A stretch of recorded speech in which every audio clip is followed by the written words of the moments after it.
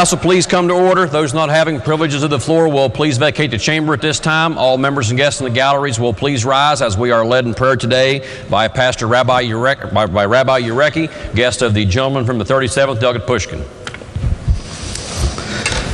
Sovereign of the universe, who created all in love, teach us to love all that is good and beautiful in this world. Teach us to honor the dignity of difference, recognizing that one who is not in our image is nonetheless in your image. Never forgetting that the people not like us are still people like us. May we remember that as we legislate, as we advocate, and when we see people who are struggling here in America and around the world. At this fateful moment in the human story, when we are working so hard to violate your call of love and unity by separating into tribes, parties, religions, beliefs, nationalities, and cultures, bless us that we may be a blessing to others. Guide us to help honor you by honoring one another, so that by reaching out in love, we may turn enemies into friends and become your family on earth as you are our parent in heaven. Beloved God, I ask for a special blessing for my friend Delegate Mike Pushkin on his birthday. Beloved God, bless all the members of this chamber and guide their deliberations today that they may govern this great state with wisdom and justice, with grace and compassion, bringing honor to your name and your blessing to our great state. And let us say, Amen. Amen. Amen.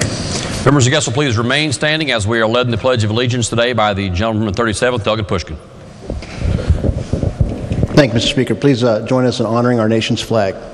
I pledge allegiance to the flag of the United States of America and to the republic for which it stands, one nation under God, indivisible, with liberty and justice for all. Members and guests may be seated. Reading of the Journal. Journal of the House of Delegates, Charleston, Thursday, February 7th, 2019. Gentleman from the 54th, Delegate Hott. Yes, Mr. Speaker, I ask unanimous consent that further reading of the Journal be dispensed with and that it be approved as having been read. Gentleman from the 54th asks unanimous consent that further reading of the Journal be dispensed with and that it be approved as having been read. Are there objections? Does the gentleman from the 63rd object? Chair hears no objections. So ordered. Introduction to guests. Introduction to guests. Gentleman from the 25th, Delegate Painter. Thank you, Mr. Speaker. From the Page program and from Glen Fork Elementary, I'd like to introduce from the prettiest place in the world, some more of the finest people in the world. We have Miss Jenna Brown, Mr. Aiden Nash, and Miss Emma Barnett. They are accompanied by Mr. Dwight Stafford. Let's give them all a big house welcome.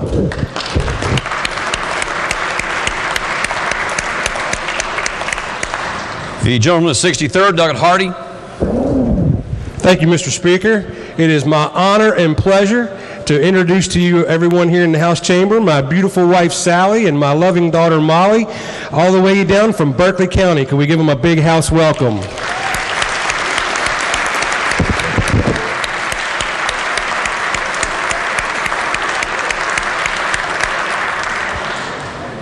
The gentleman from the 27th, Delegate Schott. Thank you, Mr. Speaker. We're pleased today to welcome a number of students from the West Virginia School of Osteopathic Medicine.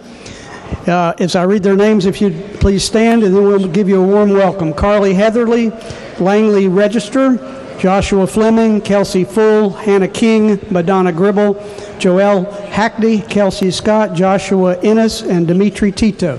Please give these folks a real warm welcome. Thank you.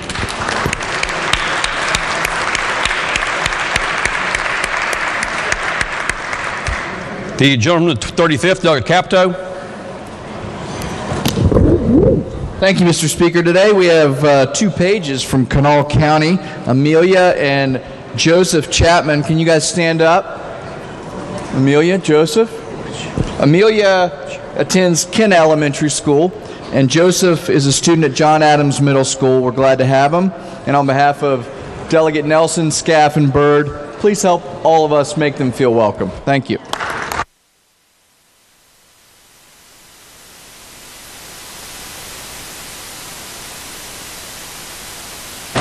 The adjournment 21st, Delegate Dean. Thank you, Mr. Speaker. On behalf of myself and the gentleman from the 20th, I have a good friend of mine here from Mingo County, a former Mingo County Board of Education member, Mr. Stephen Cheetah Markham. If you would please stand, House, make him feel welcome.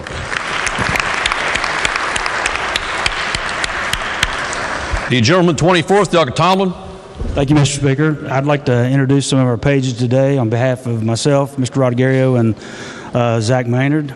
Will they please stand? Megan Brown, Layla Baisden, Charlie Sharps, Mackenzie Maynard, Chloe Davis, Phoebe Gore, Emma Mead, Jordan Blankenship, Faith Conley, Larissa Lee, Isabel Lucas, Cash Sutherland, Cadence Duty, and Logan Vickers, and they are chaperoned by Erica Keck, Katie Murray, and Rachel Stevens. Everybody give them a welcome. Thank you.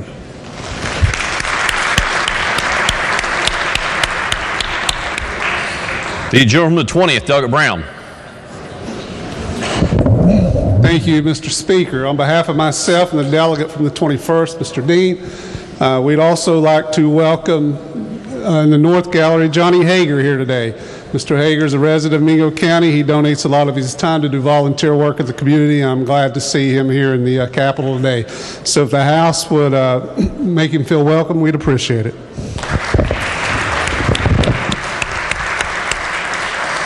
Are there further introductions? If not, reports to standing committees. Committee on Judiciary has had a consideration House Bill 2609 relating to presumptions of abandonment and indication of ownership in property, and House Bill 2720 authorizing certain investigators and first responders to carry firearms. Reports back committee substitutes, therefore, with the recommendation that the committee substitutes each do pass. Report to be received. Committee on Judiciary has had a consideration House Bill 2647 Self-Storage Limited License Act. Reports the same back with recommendation that it do pass. Report to be received. Committee on Judiciary has had under consideration committee substitute for Senate Bill 61, adding certain crimes for which prosecutor may apply for wiretap. Reports the same back with amendment with recommendation that it do pass as amended, that it be referred to with amendment with recommendation that it do pass as amended. Report to be received.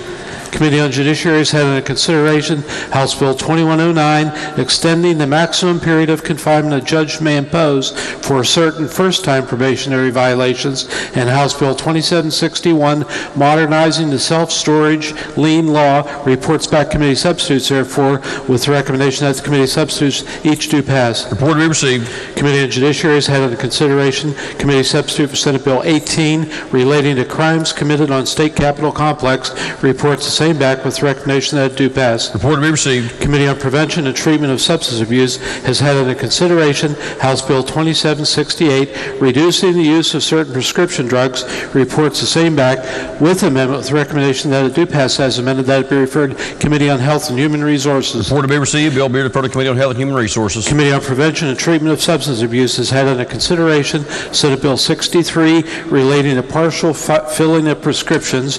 Reports the same back with amendment with recommendation that it do pass as amended, that it be referred to Committee on Judiciary. Report to be received. Bill be referred to Committee on Judiciary. Committee on Health and Human Resources has had under consideration House Bill 2867 transferring the Medicaid Fraud Control Unit to the Attorney General's office. Reports the same back with recommendation that it do pass, that it be referred to Committee on Judiciary. Report to be received. Bill be referred to Committee on Judiciary. Committee on Health and Human Resources has had under consideration House Bill 2801 requiring abortions to be performed by a licensed physician. Reports the same back with amendment with recommendation that it do pass as amended, that it be referred to Committee on Judiciary. Report to be received. Bill be referred to Committee on Judiciary. Originating in the Committee on Health and Human Resources is House Bill 2878 relating to updating the controlled substances listed on Schedule 1. That's reported with recommendation that it do pass. Report to be received. Originating in the Committee on Prevention and Treatment of Substance Abuse is House Bill 2991 relating to the Ryan Brown Addiction Prevention and Recovery Fund. It's reported with recommendation that it do pass. Report to be received. Pursuant to Rule 80, bill be referred to the Committee on Finance. Committee on Energy has had under consideration House Bill 2802, Uniform Partition of Heirs Property Act. Reports the same back with amendment with recommendation that it do pass as amended, that it be referred to Committee on Judiciary. Report to be received. Bill be referred to Committee on Judiciary. Committee on Banking and Insurance has had under consideration House Bill 2361, establishing certain requirements for dental insurance.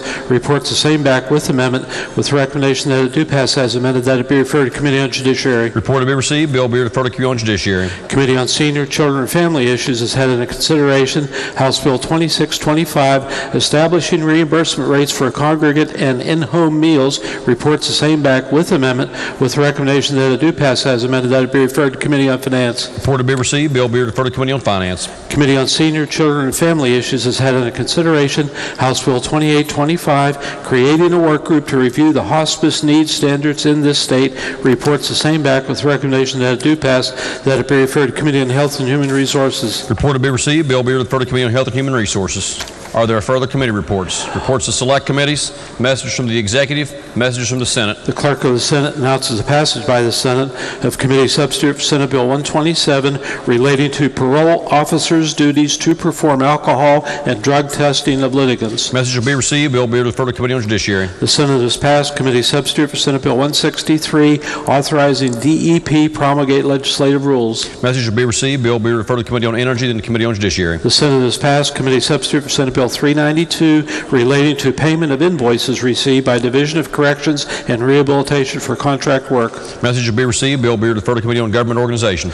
The Senate has adopted Senate Concurrent Resolution 16, United States Army Spec 4 Wilbur Allen Smith Memorial Bridge. Message will be received. Resolution will be referred to Committee on Technology and Infrastructure, then the Committee on Rules. The Senate has adopted Senate Concurrent Resolution 20, United States Air Force Staff Sergeant Ryan David Hammond Memorial Bridge. Message will be received. Resolution will be referred to on Technology and Infrastructure, then the Committee on Rules. Are there further messages from the Senate? Resolutions? House Resolution 13, urging the Commissioner of the Bureau for Public Health to designate Alzheimer's disease and other dementia as a public health issue. Lady in the 49th. Mr. Speaker, I ask unanimous consent that the further reading of resolutions introduced be dispensed with and they be considered as formally introduced and referred to the appropriate committees as indicated on the Chamber automation system. Lady in the 49th, ask unanimous consent that further reading of resolutions introduced be dispensed with and that each resolution be considered as having been formally introduced and referred to the appropriate committees as shown on the Chamber automation system. Are there objections? Are there objections? Chair hears no objections. Petitions? Delegates Robinson, Eastep, Burton, and Rowe present a petition signed by members of the Veterans of Foreign Wars Post 8363 in support of House Concurrent Resolution 17, United States Marine Corps Corporal Larry Scott Kennedy Memorial Bridge. Petition will be received, referred to the Committee on Technology and Infrastructure. Further petitions? Motions?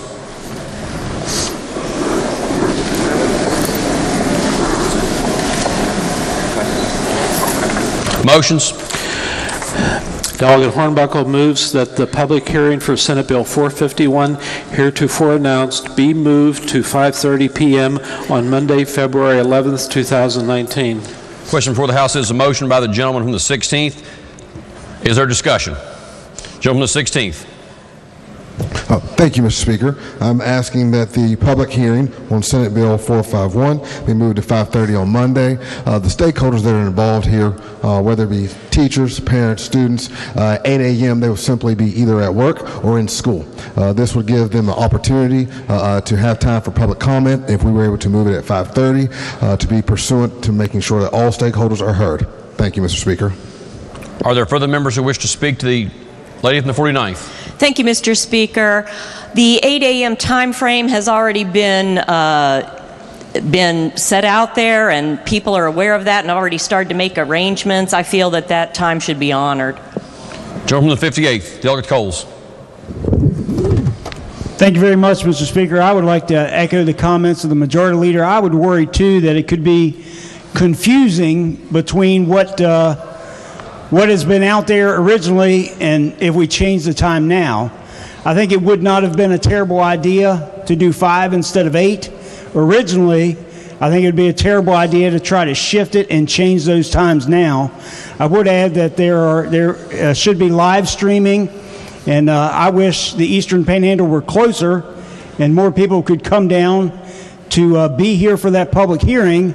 But I think those who cannot make it, whether you're in the Eastern Panhandle or have a work commitment, hopefully they can tune in on live streaming.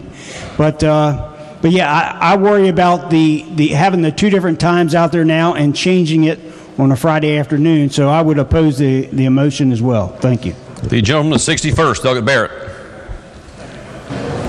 Thank you, Mr. Speaker. I rise in support of the gentleman's motion. we're going to have a public hearing on Senate Bill 451, the Omnibus Education Bill, at a time when teachers can't show up. We have heard from teachers across this state that feel disrespected, that they weren't included and their input wasn't heard on the drafting of Senate Bill 451. Now we're going to have a public hearing for their input at a time they can't be here. Now, Mr. Speaker, a year ago, our teachers felt so disrespected that they listened in those galleries, they chanted in the hallways, and they rallied on the steps. And if we're not careful, Mr. Speaker, they're going to be back. You know, I don't know why we can't have a public hearing at 8 and at 1 at 5. Now, the gentleman from the 58th said the people from the Eastern Panhandle could watch on live stream. Now, I don't know how they're going to have their voices heard in a live stream. They'd have to come here to do that. And to have that at 8 a.m. on a Monday when school is in session and teachers can't show up is disrespect. To have it at 8 o'clock shows to me that this isn't a public hearing. It's a PR hearing. It's a CYA hearing. Mr. Speaker, we need to be better than that. The gentleman of 67th, Doug Doyle. Thank you, Mr. Speaker. Surely we are technologically capable of changing a meeting from 8 a.m. on Monday to 5:30 p.m. on Monday and letting the world know about it. Thank you. The gentleman of the 48th, Elgin Miley. Thank you, Mr. Speaker. At the risk of restating what's been said, I mean, we are really not giving the public, and most importantly our educators, enough credit if we think we can announce today, with the help of the media outlets here present also, to get the word out about the changed times. We announce committee meetings that are to be held within an hour or two or less from when we get off the floor, that have items on their agendas that give people a lot less time to arrange their schedules to get down here. And those agendas oftentimes aren't even put out till shortly before the meetings, and at most they're put out the night before. So let's not pretend that we care that much about giving people short notice, that they're not adaptable to change. This is not short notice. This is 3 days.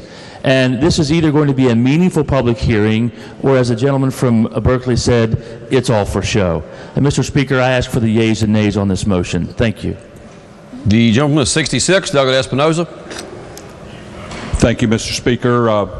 With all due respect to my colleague from the 48th, I do think that it's important to not confuse folks who are making plans to be here at 8 o'clock. I've just been in contact with a number of constituents this morning who plan to be down here, who are traveling down Sunday afternoon so that they can be here Sunday morning and then or Monday morning, and then be back and be able to attend to other responsibilities.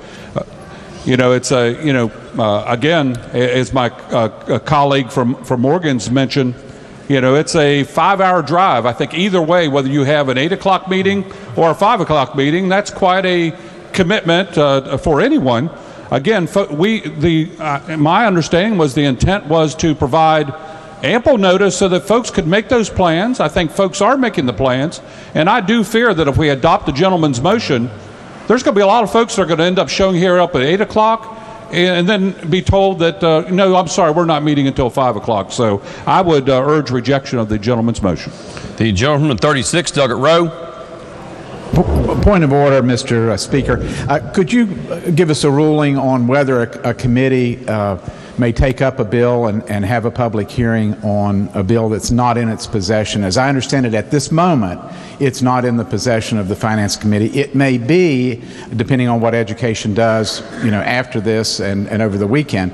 But if Education does not send the bill to Finance by 8 o'clock Monday morning, is there jurisdiction in Finance to hold a public hearing on that bill, or on the bill at least as proposed? Gentleman's point's well taken. The chair, however, made the request for the public hearing jointly to the committees on Education and Finance. Because the bill is in the possession of either committee may hold the hearing. But there's no requirement that both hold the hearing. There is no requirement that both hold the hearing. There is a requirement that a committee hold the hearing. There is not a requirement that both hold the hearing. And of course, in order to act on the bill in any way, the committee has to have possession of the bill, correct? Gentleman's correct. Thank you, sir. The gentleman of 64th, Douglas Householder. Thank you, Mr. Speaker. Ladies and gentlemen, when the bill was first committed to education, and prior to that, nobody requested a public hearing. I actually requested this public hearing yesterday. I believe our House rules require 48 hours, if I'm not mistaken. I actually superseded that. So I did everything I could to be fair by, one, offering a public hearing, and that's why I did it. And I believe the public hearing should still stand for Monday at 8 a.m. The gentleman 36, Doug Robinson. Thank you, Mr. Speaker. Would the gentleman from the 66 yield? Gentleman does yield. Be happy to take the floor and yield. Hey, I just had a real quick question. What time was the finance meeting set for on Monday? This past Monday?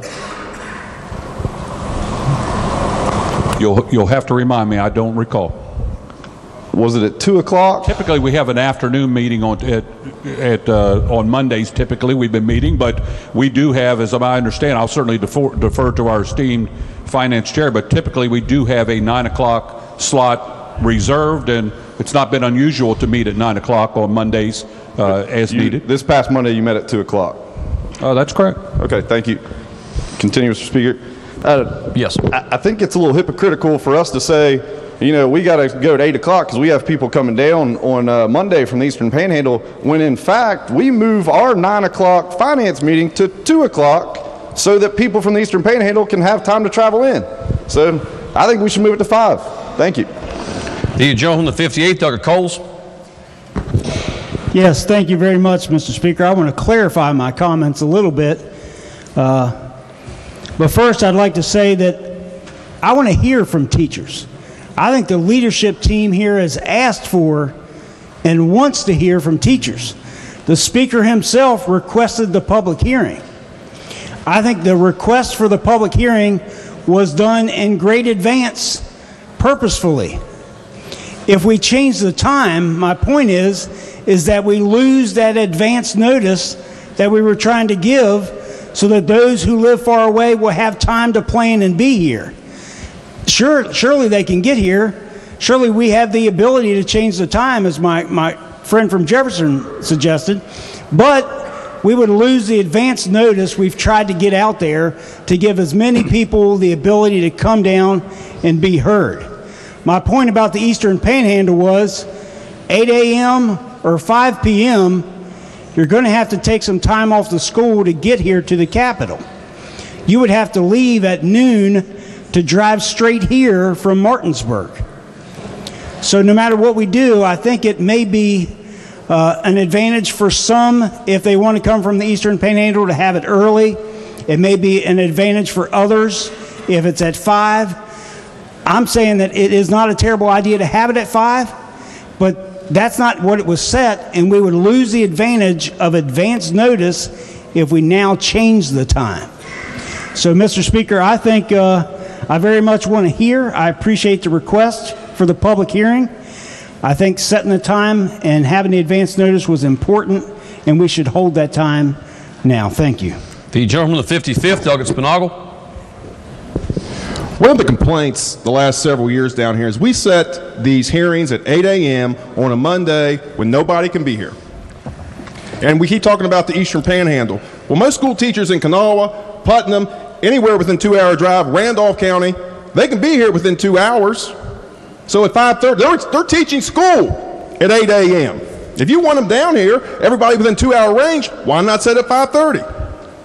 The rules require a 48-hour notice. We're 72 hours out from that right now, so we're well within. We're giving an extra day more than what the rules apply for. So, and to say that our school teachers are so dumb that they can't figure out the time period from 8 to 5:30 is ridiculous, and that's insulting to their intelligence. So, for the life of me, if we're going to be open and transparent, let's set it at 5:30. Let's let everybody within 2-hour range come down here, and if they want to voice their opinion, let democracy work so they can be here. This affects their livelihood that we're sitting here making policies on. I think at a minimum, we ought to be open and transparent and allow them to discuss it. So this argument that our school teachers are so dumb that they can't figure out 8 to 5:30 is just preposterous. The gentleman, the 6th, Doug Kelly. Mr. Speaker, I wonder if it would be appropriate to amend the gentleman's request, motion, thank you, to have two meetings. One in the morning to take care of the folks that can get here in the morning, and possibly one in the afternoon to take care of folks who could do that. Has the gentleman raised a question of whether the motion is amendable? Yes. The motion is amendable. Would the gentleman yield? Yes. Sir, would you be willing to amend your motion to incorporate two meetings? Yes, sir. One in the morning, one in the afternoon? Yes, sir. Does the gentleman offer that amendment? Yes, sir, I do. Gentleman from the 6th, Douglas Kelly, has moved to amend the motion. Chair will take some liberty to phrase the gentleman's motion correctly. Please correct the chair if that's incorrect. Gentleman from the 6th has moved to amend the motion such that, if adopted, the motion would read that a public hearing be held at both 8 a.m. and 5 p.m. on Monday, February 11th on Senate Bill 451. That is correct, sir. Thank you. 8 and 5:30, sir. Chair's corrected. 8 and 5:30. 8 and 5:30, yes. Okay. Then the question before the House is the adoption of the amendment by the gentleman from the 6th. Chair has the roll call. Chair has the roll call. This is a debatable motion, so we're not there yet. We're not there yet. This is a debatable question. Question before the House is the adoption of the amendment by the gentleman from the 6th. Is there discussion on the amendment? Is there discussion on the amendment? Does the gentleman wish to? Mr. Speaker. Yeah, lady at the 49th. Thank you, delegate from the 6th, for a wonderful idea. I think sometimes when we're in Charleston, all we think about is the people that live around here. No one was really being empathetic to the people that live 5 hours away, because they would have had to work. They would have had to miss work on Monday and Tuesday, because they would have to drive down early. They'd have to take off all day Monday, meet at 5:30, stay here till 8 o'clock. Then they wouldn't get back. They'd have to stay all night because they got to drive 5.5 hours back. So I appreciate that. We'll be able to accommodate a variety of people. I'm just wondering who's going to run that second one. But I appreciate it. Thank you. Chair sees 3 members seeking recognition. Chair will assume those members are seeking to be recognized on the gentleman's amendment. If that's not the case, please turn off your lights. The gentleman from the 67th, Doug Doyle. Thank you, Mr. Speaker. In fact, I had asked someone to check the rule book to make sure that we would be permitted to hold 2 public hearings, and we are. So I think this is the gentleman from the 6th has made a wonderful suggestion, and I think it gets us out of a pickle. Thank you. The gentleman from the 48th, Doug Hamrick. Thank you, Mr. Speaker. I would like to speak to the amendment, but first, could I make an inquiry of the chair? Proceed. In this amendment, is this basically a divided public hearing where it's going to recess and come back in, or will that be, because there's not a separate request, would this actually be 2 separate public hearings? The gentleman's motion was that 2 hearings be held. All right, thank you. Speak to the amendment. Proceed. And I appreciate all the thought and discussion that's went into this today, and I do appreciate the gentleman's amendment and would support the amendment this time. Thank you. The lady from the 36th, Doug at East at Burton. Thank you, Mr. Speaker. I'm going to encourage that we pass this amendment so that the true stakeholders in public education, our students, will have an opportunity to attend. Thank you very much. The gentleman from the 46th, Doug at Martin. Thank you, Mr. Speaker. Just a point of clarification. Would the Finance Committee be able to review the bill in between the meetings, or do you have to have a meeting before that's allowed to be taken up in committee? The Finance Committee would be permitted to proceed in the interim. Okay, thank you. Does the gentleman wish to proceed? Are there further members who wish to speak to the amendment? Are there other members who wish to speak to the amendment? If not, the question before the House is the adoption of the amendment by the gentleman from the 6th that 2 public hearings be held, one at 8 a.m. and one at 5:30 p.m. on Monday, February 11th on Senate Bill 451. Roll call has been demanded on the amendment. Is the demand sustained? Demand is sustained. The question is, shall the amendment be adopted? Those in favor will vote aye. Those opposed will vote no. The clerk will prepare the machine.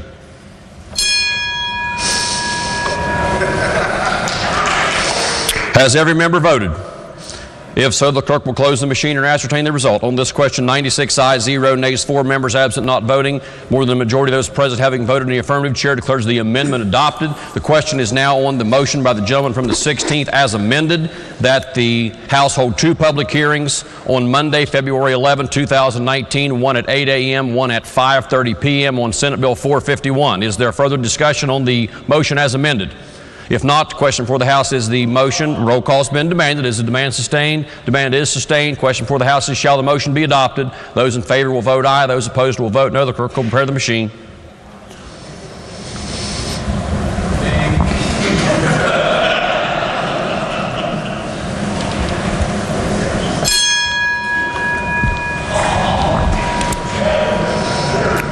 Has every member voted? If so, the clerk will close the machine and ascertain the result. On this question, 96 ayes, 0 nays, 4 members absent not voting. More than a majority of those present having voted in the affirmative, chair declares the motion adopted. Are there further motions? Bills introduced. House Bill 2915, restricting the performance of abortions and acquiring, providing, receiving, otherwise transferring, or using fetal body parts. Lady from the 49th. Mr. Speaker, I ask unanimous consent that the further reading of bills introduced be dispensed with and that they be considered as formally introduced and referred to the appropriate committees as indicated on the chamber automation system. Lady from the 49th asked unanimous consent that further reading of bills introduced be dispensed with and that each bill be considered as having been formally introduced and referred to the appropriate committees as shown on the chamber automation system. Before asking for objection, Chair will note that House Bill 2941 related to the film tax credit indicates a double reference to the Committee on Small Business and then the Committee on Finance. Without objection, Chair will refer that bill only to the Committee on Finance. Chair hears no objection. Does the Chair hear objection to the request by the lady from the 49th? No objection. So ordered. Unfinished business. Bills on third reading. Committee substitute for Senate Bill 240, repealing certain legislative rules no longer authorized or are obsolete. Gentleman from the 27th, Delegate Schott to explain the bill. Thank you, Mr. Speaker. We have before us a strike and insert amendment on this bill that we need to adopt first. This is a Senate bill. By way of background, the governor signed an executive order on January 10th of this past year, which directed executive agencies with rulemaking authority to review all rules under each agency's jurisdiction to identify those rules which are outmoded, ineffective, excessively burdensome, and unnecessary. Each agency was required to submit a regulatory report no later than November 1 of 2018 with first, a description of each rule under the agency's jurisdiction. Second, a determination of whether the rule should be continued, modified, or repealed. And third, the reasoning for the agency's determination. The rules contained in SB 240 were recommended for repeal in the regulatory report submitted pursuant to that executive order. What we have first is the strike and insert amendment that the Committee on the Judiciary proposes, which adds to the list that came from the Senate 4 rules that the Regional Jail and Correctional Facility Authority identified as complying with or falling within the framework of the governor's executive order. So, Mr. Speaker, I urge that we pass the strike and insert amendment. This bill was advanced to third reading with amendments pending. Are there amendments? Committee on Judiciary moves to amend the bill. Are there amendments to the amendment? Delegate Fleischauer moves to amend the amendment. This is HFA Fleischauer 2-7. Does the lady from the 51st wish to explain the secondary amendment? Yes, I do, Mr. Speaker. Proceed. Thank you. This bill would take out 2 portions of this obsolete and unauthorized rules bill. One of them has to do with hazardous chemicals, and that rule or regulation was specifically authorized, so it doesn't meet the requirements of the title or what this is supposed to be. The second portion of it relates to a rule on mental health parity, and that rule, I believe, is not obsolete. And I have spoken with the chairman of the committee, and he's in agreement with this. Part of the reason there was a problem with this bill is because the agencies that were requested to rule their regulations had a November 1st deadline, and everybody knows what happened after a week. After that deadline was the election, and one of the chairs of Rulemaking Review is no longer a member of this body. The other chair is a gentleman who has the same name as one of our members, who is from Lincoln County, and the senator is from Wayne County, and the information about these rules was sent to, I believe, the delegate from Lincoln accidentally, or else, anyway, it was all confusing because it happened in November.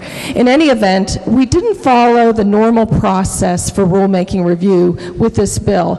And I just want to remind all the members, we have a unique process in West Virginia. As far as I know, we are the only state in the whole country where the legislature approves of every rule. It goes through a process with notice and comment, and also with the opportunity for a public hearing, and that didn't happen in this case. The same thing is supposed to apply when there's a repealer. So I am offering this amendment. In very rare occasions do we do this outside the normal procedure. We should, generally speaking, not do this. But I have checked on these rules that are other than these two, and they are obsolete. We don't need them.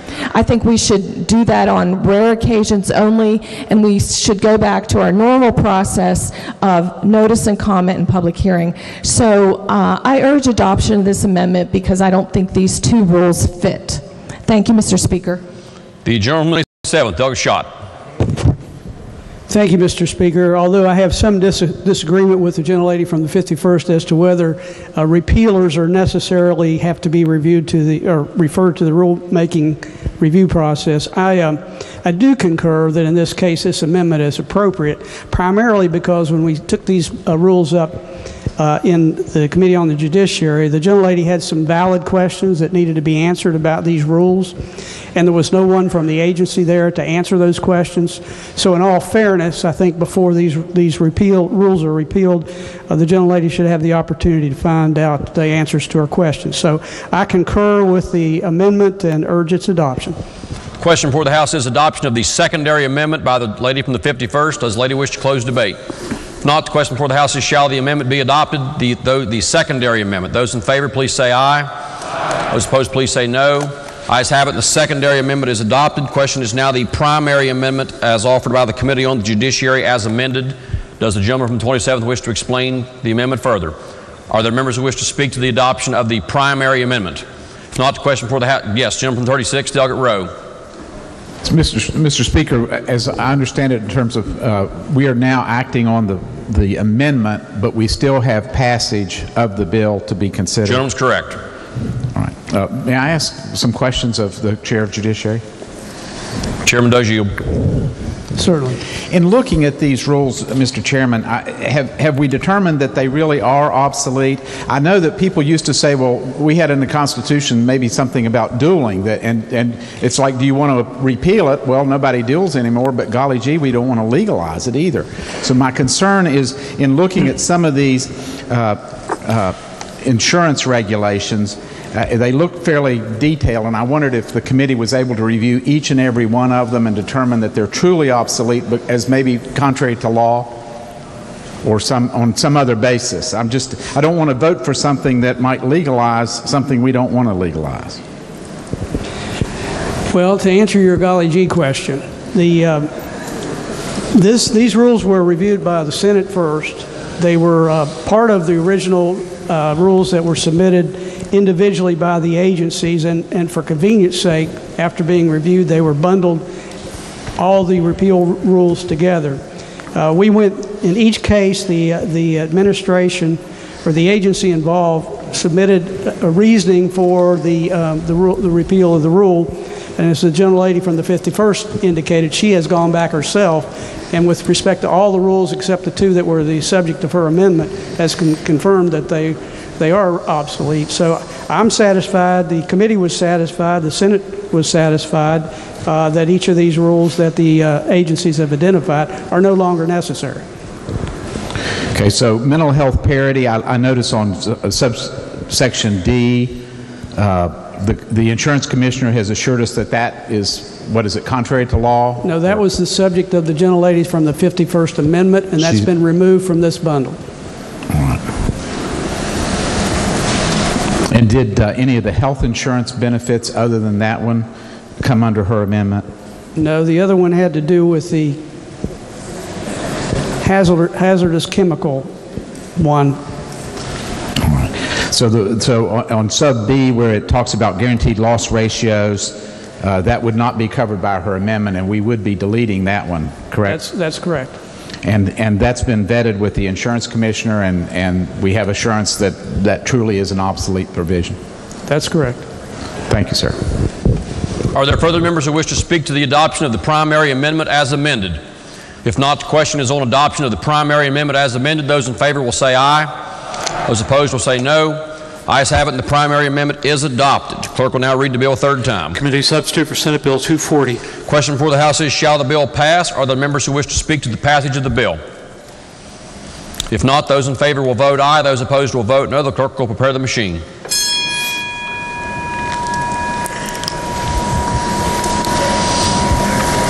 Has every member voted? If so, the clerk will close the machine and ascertain the result. On this question, 95 ayes, 1 nay, 4 members absent not voting. More than a majority of those elected having voted in the affirmative, Chair declares the bill passed. Clerk will please report the title. Committee substitute for Senate Bill 240. Are there amendments to the title? Delegate Schott moves to amend the title. Question before the House is the adoption of the title amendment. Those in favor of the title amendment will say aye. Those opposed will say no. Ayes have it. Chair declares the title amendment adopted. Clerk will please communicate the action of the House to the Senate. Request concurrence therein. Next bill on third reading. Mr. Speaker. Lady of the 49th. I move that the bill take effect from its passage. Lady of the 49th moves that the bill be made effective from passage. Those in favor will vote aye. Those opposed will vote no. The clerk will prepare the machine.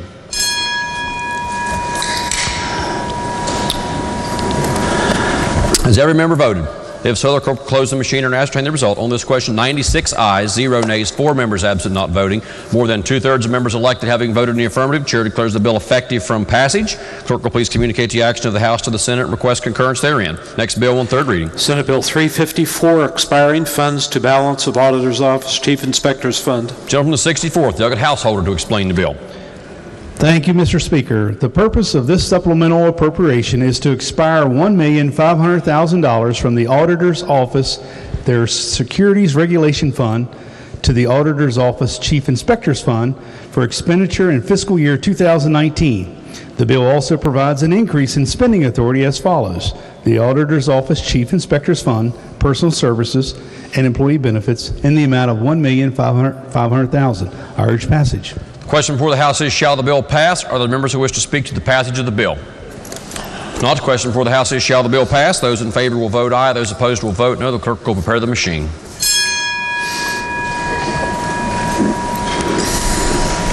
Has every member voted?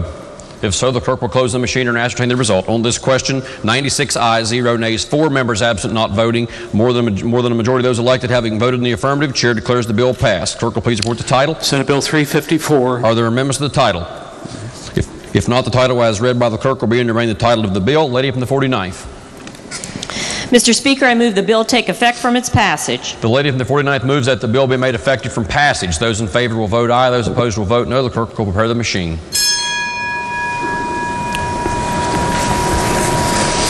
Has every member voted? If so, the clerk will close the machine and ascertain the result. On this question, 96 ayes, 0 nays, 4 members absent not voting. 2/3 of those elected having voted in the affirmative. Chair declares the bill effective from passage. Clerk will please communicate the action of the House to the Senate. Request concurrence therein. Next bill on third reading. Committee substitute for House Bill 2392, allowing the Alcohol Beverage Control Commissioner to issue special one-day licenses for charitable events. The gentleman from 56, Delegate Howell, to explain the bill. Thank you, Mr. Speaker.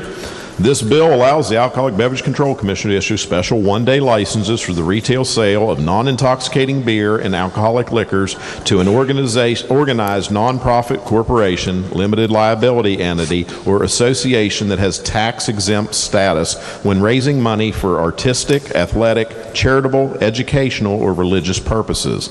The bill also allows certain licensees to offer complimentary samples limited to 3 2-ounce drinks per customer customer per day without the recommended license receive prior written approval from the ABC Commissioner before conducting a sampling.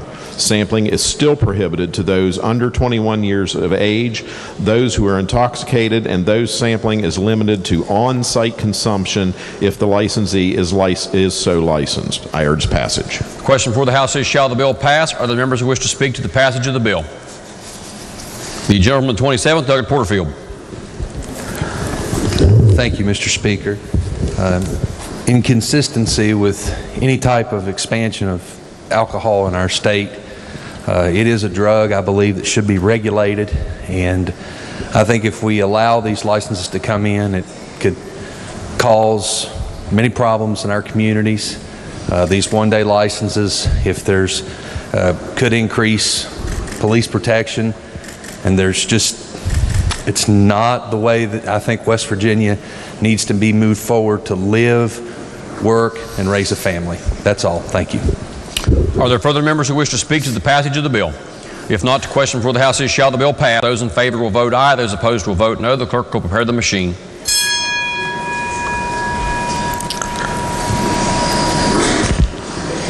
Has every member voted? If so, the clerk will close the machine and ascertain the result. On this question, 90 ayes, 6 nays, 4 members absent not voting.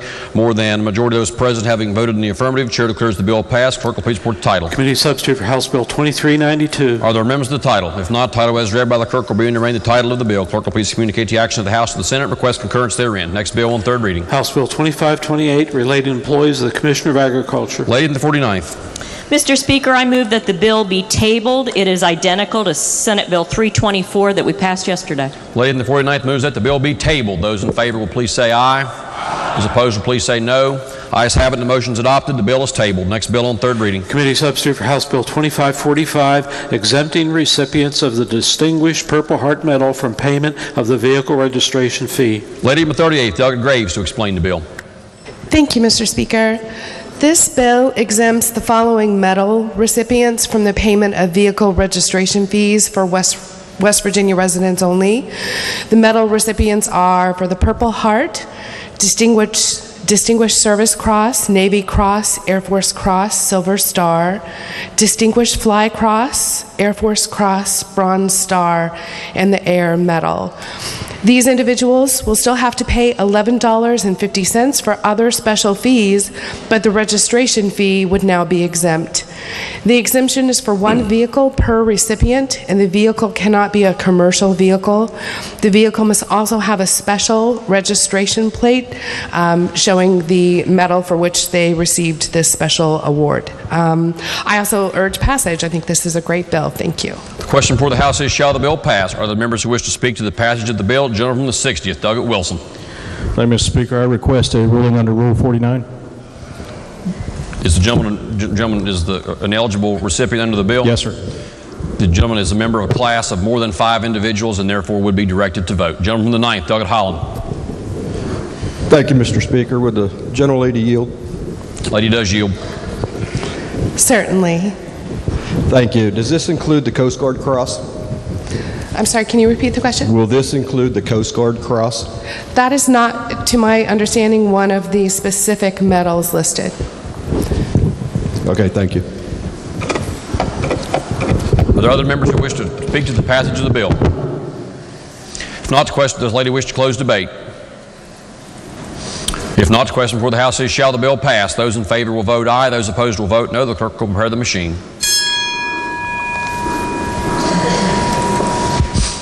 Has every member voted? If so, the clerk will close the machine and ascertain the result. On this question, 96 ayes, 0 nays, 4 members absent not voting. More than a majority of those present having voted in the affirmative, Chair declares the bill passed. Clerk will please report the title. Committee substitute for House Bill 2545. Are there members of the title? If not, title as read by the clerk will be and remain the title of the bill. Clerk will please communicate the action of the House to the Senate. Request concurrence therein. Next bill on third reading. House Bill 2546, excluding from tax equipment installed in a motor vehicle for use of a person with a medical necessity. Lady from the 38th, Doug Graves, to explain the bill. Thank you, Mr. Speaker. This bill would exclude the value of durable medical equipment or mobility-enhancing equipment when determining the value of a motor vehicle for sales tax purposes. I urge passage. The question before the House is, shall the bill pass? Are there members who wish to speak to the passage of the bill? If not, those in favor will vote aye. Those opposed will vote no. The clerk will prepare the machine.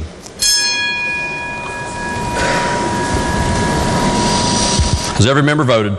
If so, the clerk will close the machine and ascertain the result. On this question, 96 ayes, 0 nays, 4 members absent, not voting. More than a majority of those present having voted in the affirmative, chair declares the bill passed. Clerk will please report the title. House Bill 2546. Are there amendments to the title? If not, title as read by the clerk will be and remain the title of the bill. The clerk will please communicate the action of the House to the Senate. Request concurrence therein. Next bill on third reading. Committee substitute for House Bill 2554 relating to transfers and enrollment policies for students in public schools. Gentleman from the 48th, Delegate Hamrick, to explain the bill.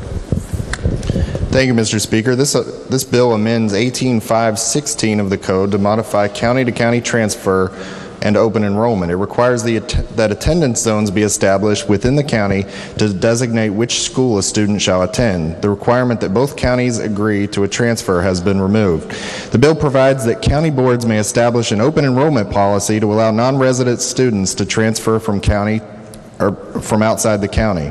It gives the county boards authority to establish enrollment policies to allow non-resident students from other counties to transfer.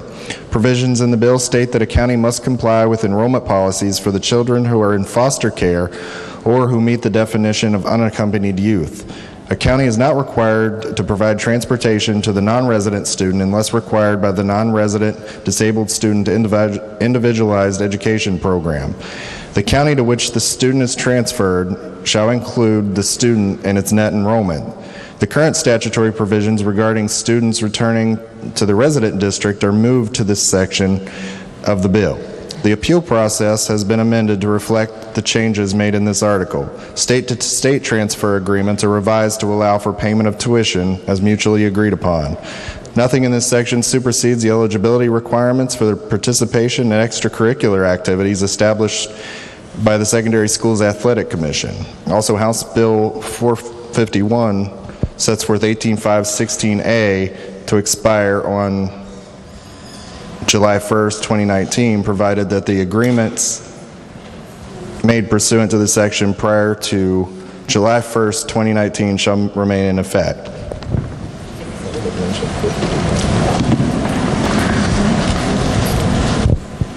Sorry, just a second, Mr. Speaker. What is it? And that was, didn't intentionally mention House Bill 451. It was House Bill 2554. So, Mr. Speaker, I urge passage. Question before the House is, shall the bill pass? Are there members who wish to speak to the passage of the bill? The gentleman 23rd, Delegate Miller. Thank you, Mr. Speaker. Would the chairman please yield? Thank you. Does this provide for the ability for a transfer for any particular reason or any reason at all, or does it specify?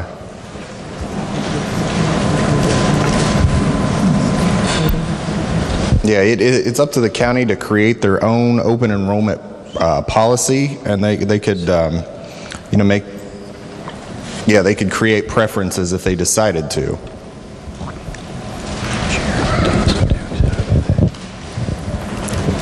So we're not established. Is this a true open enrollment policy, or are you giving the ability for the counties to decide who they're going to accept and who they're not?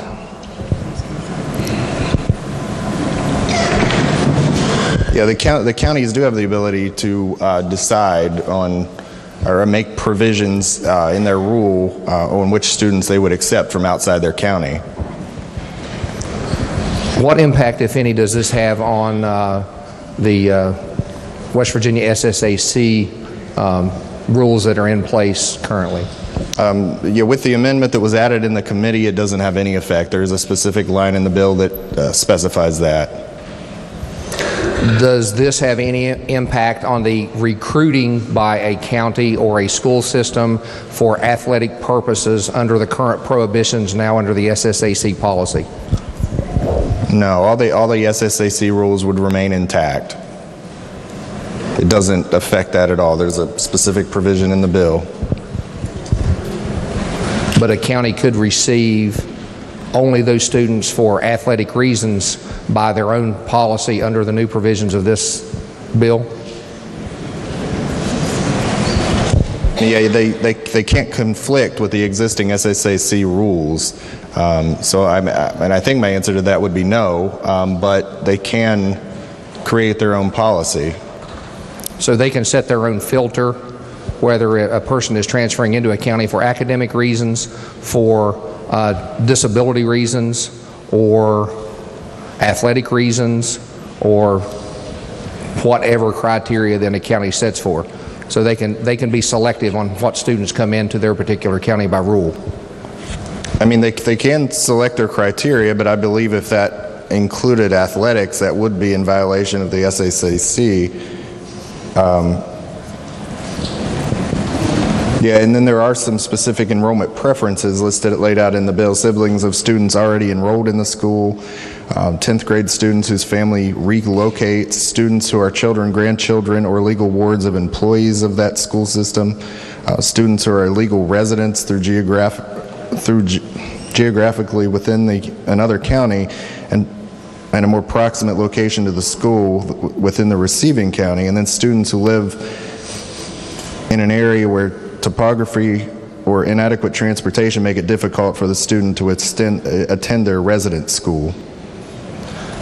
Does this have any impact on what I believe is commonly called the 11-day rule, where a student can transfer within the first 11 days of a school year without restriction?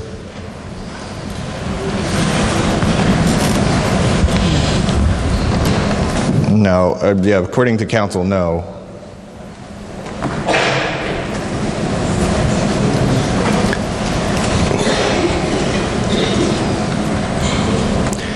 Thank you, Mr. Speaker. Speak to the bill. Gentleman, proceed.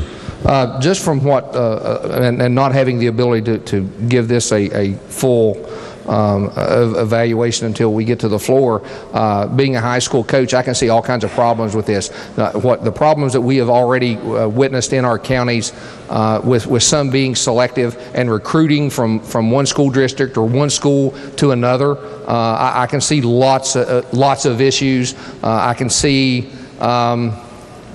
in effect, a school or a school system setting themselves up to be very, very selective on who they bring in. Mr. Speaker, I would oppose this. Thank you.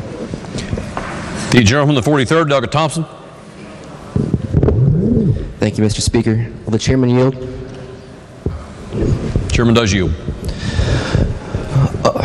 So currently, right now, if a student wants to go to school in a different county than which they live, they have to get permission from the home county and the receiving county. Is that correct? Yes. And this legislation would eliminate the need for them to get permission from the home county? Yes. Okay. Mr. Speaker, permission to speak to the bill? Proceed. I'm going to oppose this because I feel like in education we all need to have a say. We all need to bring every stakeholder to the forefront, and I just feel like this legislation goes against that, and so I will be opposing this bill. Thank you. The gentleman from the 66, Doug Espinosa. Thank you, Mr. Speaker. Will the chairman continue to yield? Just wanted to follow up, I think, on the last question.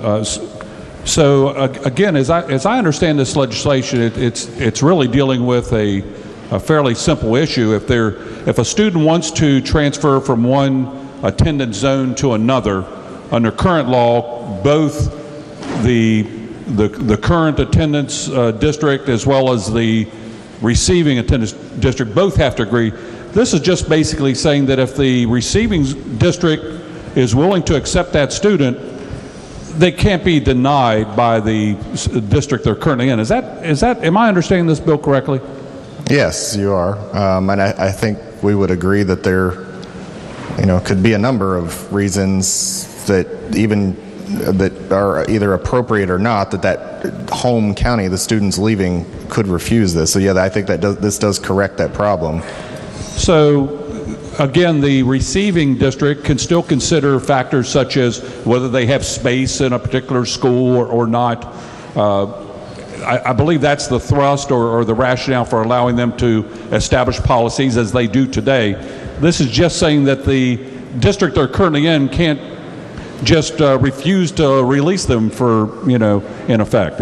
I'm understanding that correctly? Yes, I hope my answer is not too short, but yes. Well, that's what I'm looking for. Thank you so much. The gentleman, the 19th, Doug Thompson. Thank you, Mr. Speaker. Will the chairman continue to yield? Thank you. Does this bill, if I remember correctly, it allows a county to run a bus into another county to provide transportation to a kid? Is that correct? If they decide to, and that's currently the process as well. So a county can provide transportation into another county if they decide they want to offer that service. So that's currently permissible already? Yes. Okay, so how does it change in any way in this bill? No, it gives them an option to set up that policy, and then they can decide whether or not they want to offer transportation or not. Under the new bill, but currently they can currently that's the process too, if they have an existing policy. Okay, that allows that, yes. Thank you. The gentleman, the 5th, Doug Pethel. Would the gentleman continue to yield? Thank you, Mr. Speaker. Thank you, Mr. Chairman. Presently, transfers have to be approved each year. Now, under this bill, would that be a one-time approval, or would it have to be approved each year? It would be up to the county to determine that in the policy that they set forth in their own open enrollment policy. Okay, thank you. The gentleman, the 67th, Doug Doyle. Thank you, Mr. Speaker. The distinguished gentleman from Boone raised two questions on this, one of which I raised in committee, and that is the question of recruitment. We all know that some high schools try to recruit athletes. I offered an amendment which the committee rejected, and I will concede there was some wisdom in that rejection because there was a technical flaw in that amendment that the reason I did not offer it on the floor yesterday is that I didn't have time to fix it. But it is a serious problem, and it is true that this bill, as it is, makes the problem worse. It is also true that by removing the provision that the county from whom the person is transferring doesn't have any say in the matter, it gets us in a situation where a school board can say, okay, since we're going to choose who we're going to admit, particularly since there's a greater chance that we'll get to the point where they believe that they're getting overcrowded, they can take me but not you. And that gets us into some pretty dangerous territory, so I'm going to oppose the bill. The gentleman, the 60th, Doug Wilson. Thank you, Mr. Speaker. Would the chairman please yield? Yes. Thank you, sir. Who initiates this process? According to the bill, who initiates the process of the transfer? I mean, after a county sets forth a policy that allows for it, the parent would initiate the policy. So the parent of the student? Okay. Yes. So a county can't just decide they don't feel like putting up with a kid and send him to the next county over? No. Okay. What about if a county decides that they need to pick up a student because they're a great athlete? I believe you've already mentioned this a couple of times. Yeah, there is. They can't recruit from the other county based solely on the sports abilities. No, you are, and yes, you are correct. There is a provision in the bill that specifically states that all SSAC provisions remain intact. The executive director from the SSAC was actually present in the committee room and saw no problems with the bill as it is drafted currently. Is the language of the bill permissive? Yes, it's completely allowable for the county to do this if they want to. Okay, so just to make sure that I understand, what we're doing is allowing the counties to determine whether or not they want to allow their students to move to other counties because whatever reason the student initiates. Is that correct? Yeah, whether they're going to receive students from other counties, but, okay. But yes. All right, and then the preclusions that already exist against doing it for sports recruiting, those remain in place? Yes. Okay, so the intent here is to actually allow the counties to do their job, the intelligent, educated administrators to make decisions, and we just get out of their business. I would agree with that statement. Thank you, sir. Mr. Speaker, permission to speak to the bill? Proceed. Sounds like a great idea. Let's do this. The gentleman from the 5th, Doug Pethel. Thank you very much, Mr. Speaker. I rise in opposition to the bill. You've heard the old saying, if it's not broken, don't try to fix it. The way we're presently doing transfers is working perfectly. I know in the 5th district, I have many students that sometimes they transfer from Wetzel to Tyler, and Tyler County students transfer to Wetzel. Those have to be approved by both counties. They have to be approved each year, and that seems to be working well. So I rise in opposition to this bill. Thank you. Does the gentleman from the 48th wish to close debate on the bill? If not, the question before the House is, shall the bill pass? Those in favor will vote aye. Those opposed will vote no. The clerk will prepare the machine.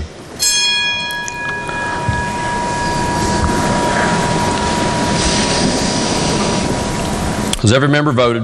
If so, the clerk will close the machine and ascertain the result. On this question, 61 ayes, 35 nays, 4 members absent not voting. More than a majority of those present having voted in the affirmative, the chair declares the bill passed. Clerk will please report the title. Committee substitute for House Bill 2554. Are there amendments to the title? If not, title as read by the clerk will be and remain the title of the bill. Lady from the 49th. Mr. Speaker, I move the bill become effective July 1st, 2019. Lady in the 49th moves that the bill be made effective July 1st, 2019. Those in favor will vote aye. Those opposed will vote no. The clerk will prepare the machine.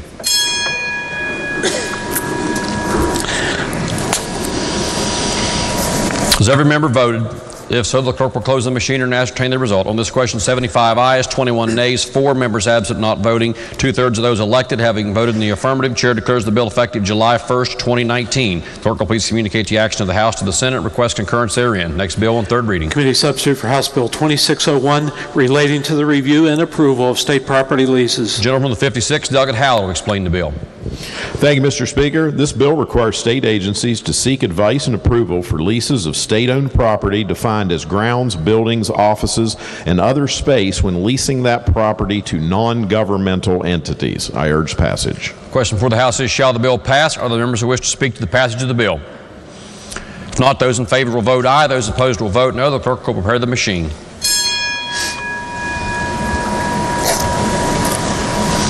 Has every member voted?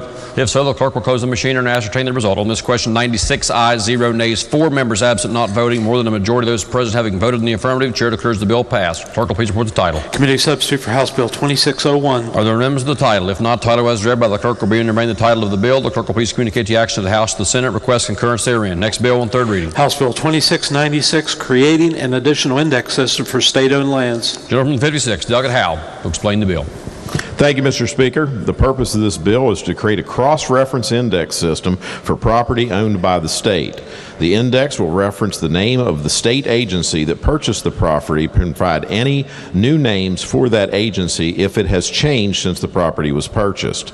This reference book will be located in the County Commission Clerk's office and made available to the public to assist someone searching for title to property to find the correct and current owner. I urge passage. Question before the House is, shall the bill pass? Are there members who wish to speak to the passage of the bill? If not, those in favor will vote aye. Those opposed will vote no. The clerk will prepare the machine.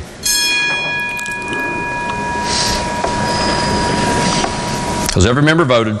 If so, the clerk will close the machine and ascertain the result. On this question, 96 ayes, 0 nays, 4 members absent not voting. More than a majority of those present having voted in the affirmative, the chair declares the bill passed. The clerk will please report the title. House Bill 2696. Are there amendments to the title? If not, title as read by the clerk will be and remain the title of the bill. The clerk will please communicate the action of the House to the Senate. Request concurrence therein. Next bill on 3rd reading. Committee substitute for House Bill 2737 relating to training of state tax division employees. Gentleman from the 10th, Doug Chris, to explain the bill. Thank you, Mr. Speaker. Good afternoon.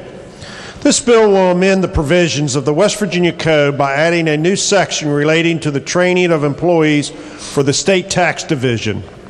The bill will provide that the State Tax Division may provide additional training and instruction to its employees to ensure adequate standards of public service to promote the development and retention of a skilled workforce.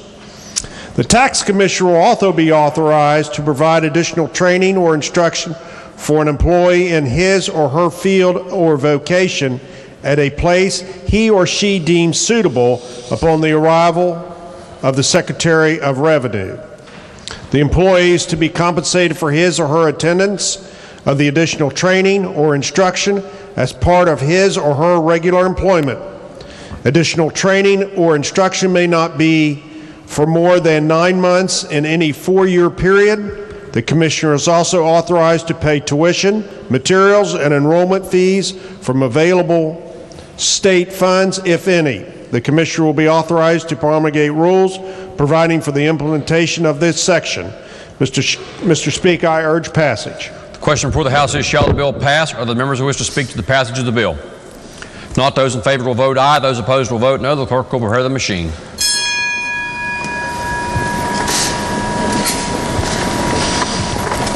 Has every member voted?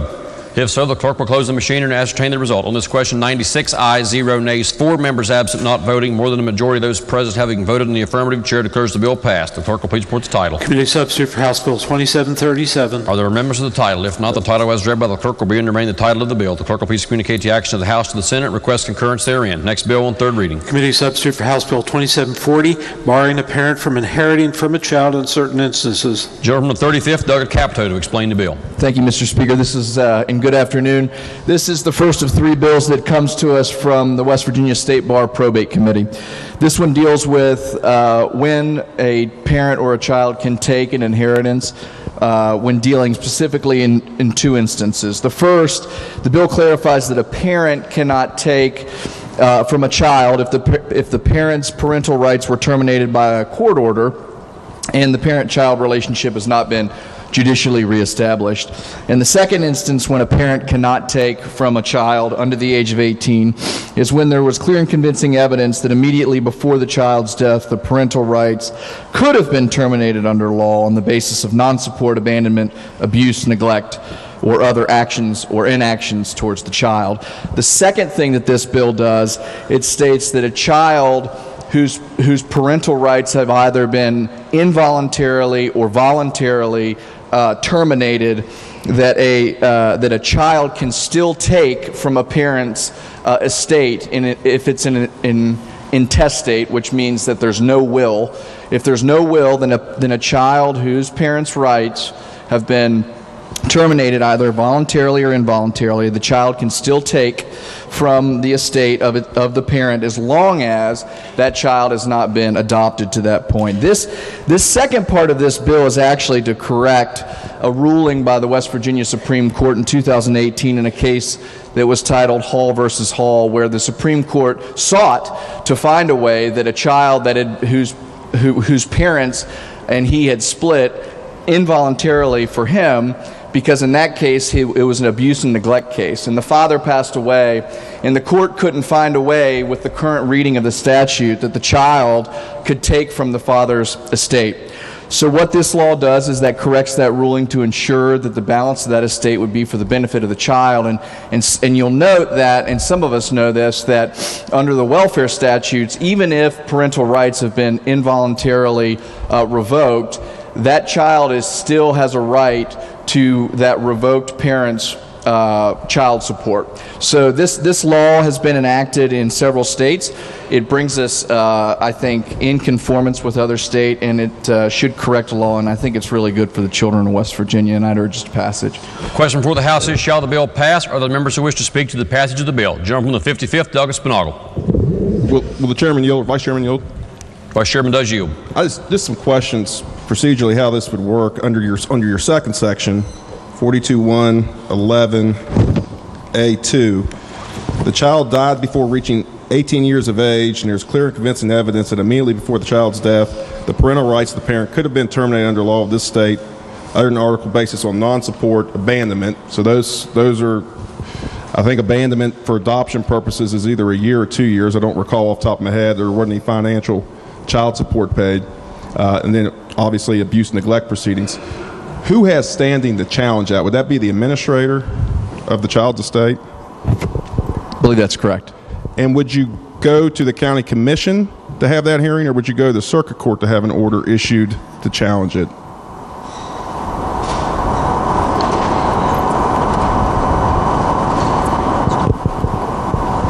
by.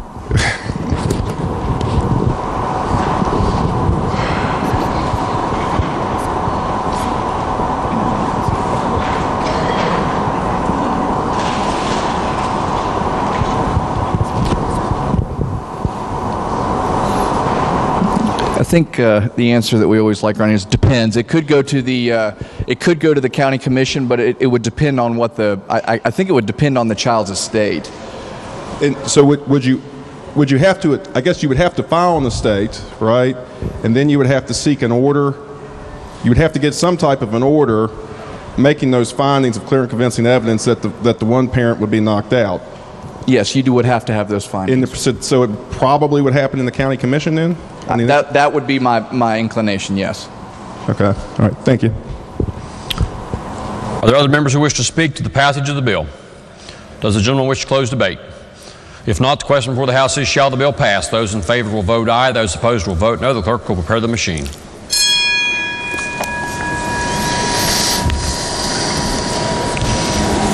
Has every member voted? If so, the clerk will close the machine and ascertain the result. On this question, 95 ayes, 0 nays, 5 members absent, not voting. More than a majority of those present having voted in the affirmative, the chair declares the bill passed. The clerk will please report the title. Committee substitute for House Bill 2740. Are there amendments to the title? If not, the title as read by the clerk will be in to read the title of the bill. The clerk will please communicate the action of the House to the Senate and request concurrence therein. Next bill on third reading. House Bill 2746 relating to administration of estates. Ladies and gentlemen, House Bill 2746 was advanced to third reading with amendments pending. Are there amendments? Delegate Schott moves to amend the bill. This is HFA Schott 2-7 number 1. Does the gentleman 27th, Delegate Schott, wish to explain the amendment? Yes, thank you, Mr. Speaker. This is purely a technical amendment. It adds a designation to indicate a separate subsection. It was just simply omitted when the bill was prepared. I urge its adoption. Questions on adoption of the amendment? Are there members who wish to speak to the adoption of the amendment? If not, those in favor of the amendment will say aye. Aye. Those opposed will say no. Ayes have it, and the amendment is adopted. Are there further amendments? Delegate Fast moves to amend the bill. This is HFA Fast 2-7 number 1. Does the gentleman 32nd, Delegate Fast, wish to explain the amendment? Yes. Gentleman may proceed. Thank you, Mr. Speaker. This bill seeks primarily to address a problem where estates can end up pending indefinitely in a county clerk's office. I know in my home county we have filing cabinets full of estates dating back 100 or more years, probably in the thousands of estates that just never get closed. The bill, however, I believe contains some language that could have a very chilling effect on persons stepping up as administrators of an estate or even agreeing to be an executor under someone's will. And the way it works is if someone dies with a will, they name an executor. So that hence you have an executor is also called the personal representative, and they take the will into the clerk's office and they begin the probate process. The executor is in charge of managing the assets and keeping the assets safe and secure and handling claims. If there's a claim against the estate, let's say the decedent owed some money on a credit card. Before that estate can be closed, the executor then has to deal with that and either pay it out of cash in the estate, or they would have to sell assets to pay that claim, or protest a claim if they find the claim is not a viable claim. If there is no will, someone dies without a will, then a family member has the first option to step up to be in what's called an administrator. They basically do the same thing, but there's no will to govern, so then they govern under the laws of intestacy. And sometimes, or well, in all estates, once the estate is open, you are the executor or administrator is supposed to do certain functions according to certain guidelines. For instance, within so many days, they are supposed to file an appraisement of the estate, where they list the assets of the estate, the value of the assets, they list who the heirs of the estate are, and then that is published, and then creditors, if there's any creditors of the decedent, they have an opportunity then to put out a flood that may happen on a desk. I couldn't help myself. But anyhow, if a claim is filed, then they have to deal with that. But what this bill does is it tries to take care of a situation where something just doesn't get done. And it just doesn't get done. It keeps going on and on and on. And then you end up having an estate that's just open for 100 years, literally sometimes. But in the bill, there was some language on pages 5 and 6. It's duplicative language because it's under two different sections. Some counties operate under a fiduciary commissioner, and some operate under a fiduciary supervisor, and basically you get to the same point. So the language is duplicated. But under subsection 5 on page 3, and it's the same on page 6, it says that if the county commission finds, and they had provided notice, and the executor is removed from the estate, the county commission can do what's called, in this new language, an administrative closing of the estate. They can close the estate. But this is the part that bothers me. It says, if there is an order administratively closing the estate, the personal representative shall not be discharged or released from any claims or demands related to the decedent, the estate, the property or assets of the decedent of the estate. So right there, the estate is closed, but yet the personal representative can still be responsible for claims related to the estate. To me, that would be a claim against the estate. It's related to the estate. But the way this is written, it's the personal representative could be responsible for that. Or misadministration. So you have that created liability that I just read, or you can still be liable for misadministration.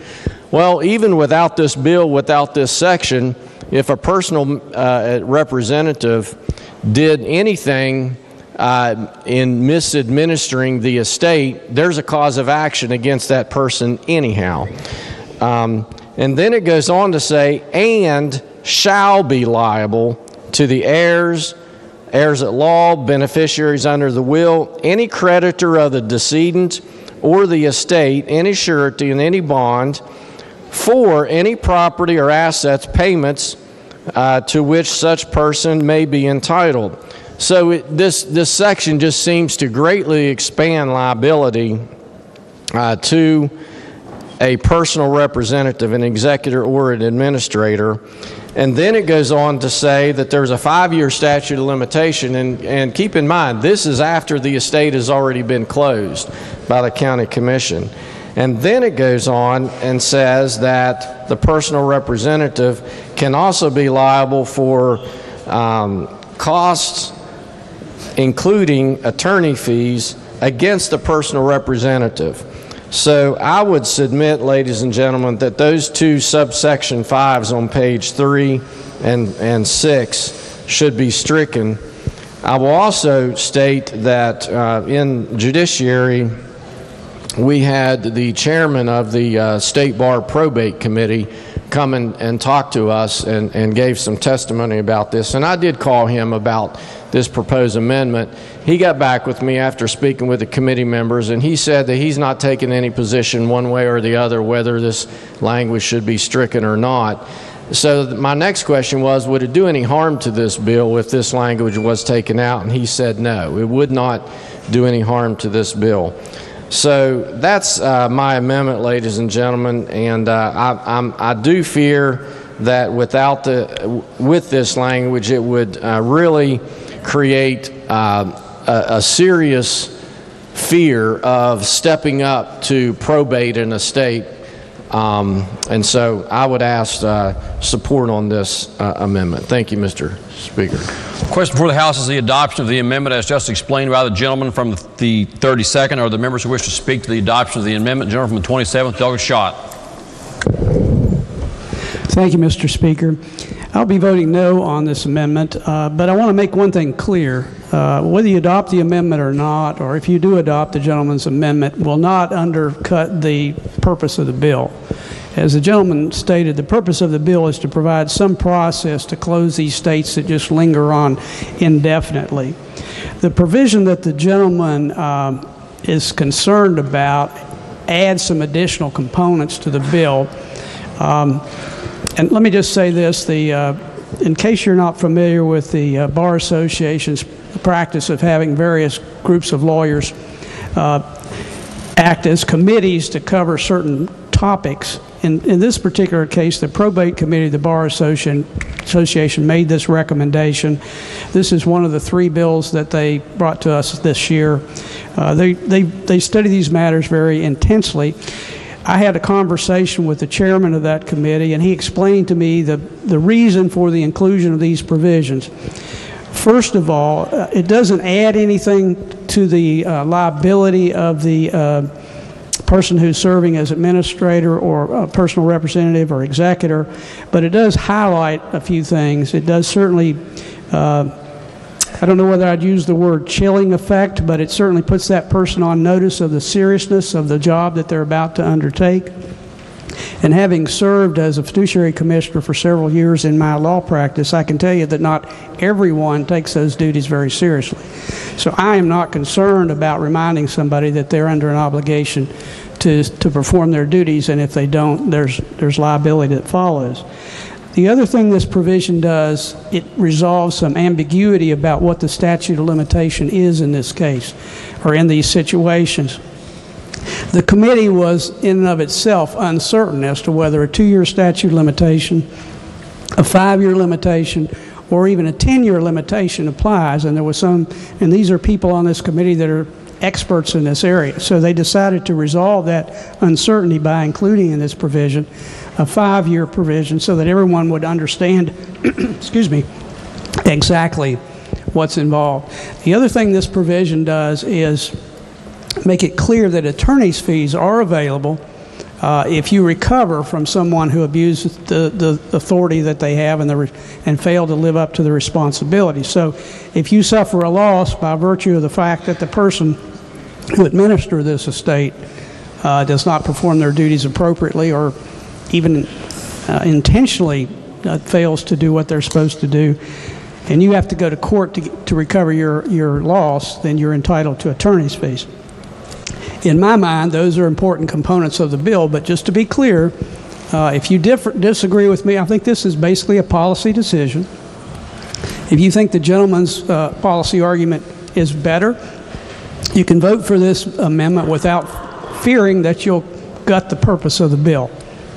Personally, I'm not offended by this provision. I think it adds important clarity to the law, and for that reason, I'll be voting no. The gentleman at 36, Doggett Rowe. Thank you, Mr. Speaker. I strongly support the member's amendment.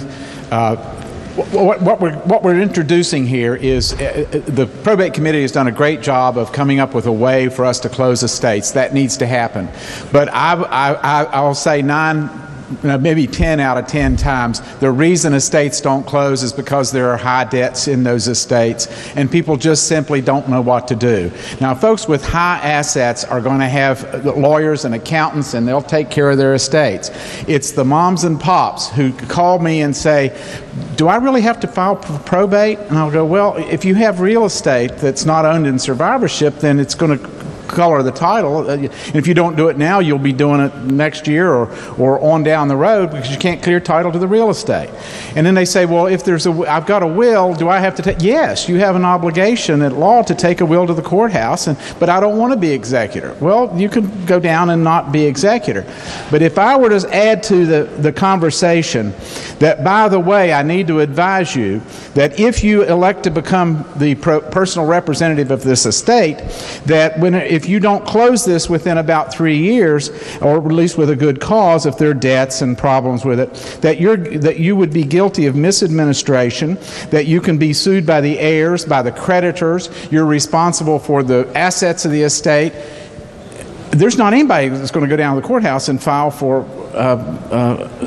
to establish an estate. And then I get to add, by the way, you can be sued up to 5 years after the county commission gets rid of the case and closes the estate. Oh, and by the way, you'll have to pay the attorney fees of the heirs and the creditors who sue you.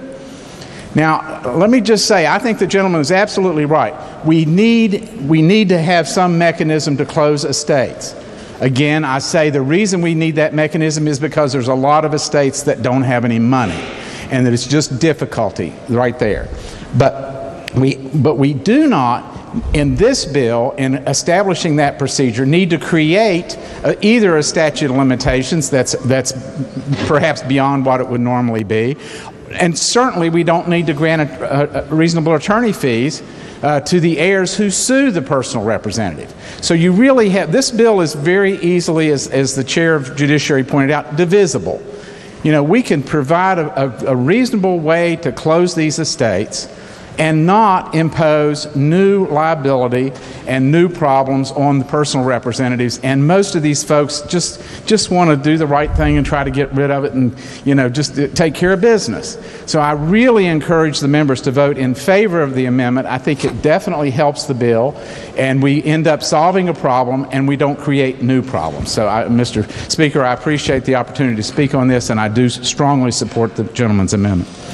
Are there other members who wish to speak to the adoption of the amendment? Does the gentleman wish to close debate on the amendment? Thank you again, Mr. Speaker. Ladies and gentlemen, I do believe that this creates expanded liability for a personal representative of an estate. I mean, the way this is written in these subsection 5s, not only are you liable for misadministration, and you're liable for that now. If you'd misadminister an estate, you have a cause of action against you. But it goes on to say, and shall be liable to the heirs, beneficiaries, any creditors of the estate, any surety on any bond, any person interested in the estate, for any property or assets or payments. And again, this is after the estate has already been closed, and that means you are personally liable because you're not in charge to sell any assets anymore to pay any of those items.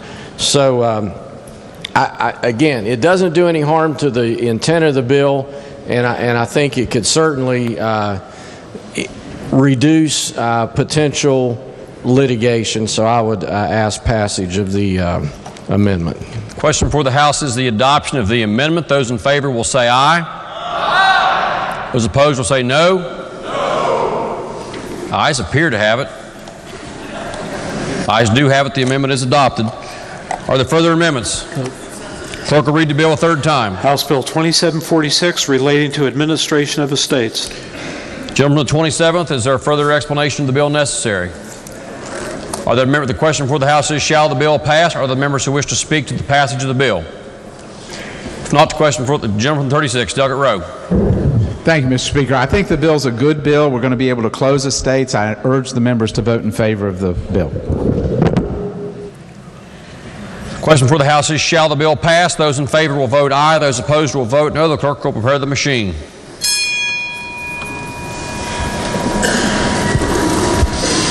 Has every member voted?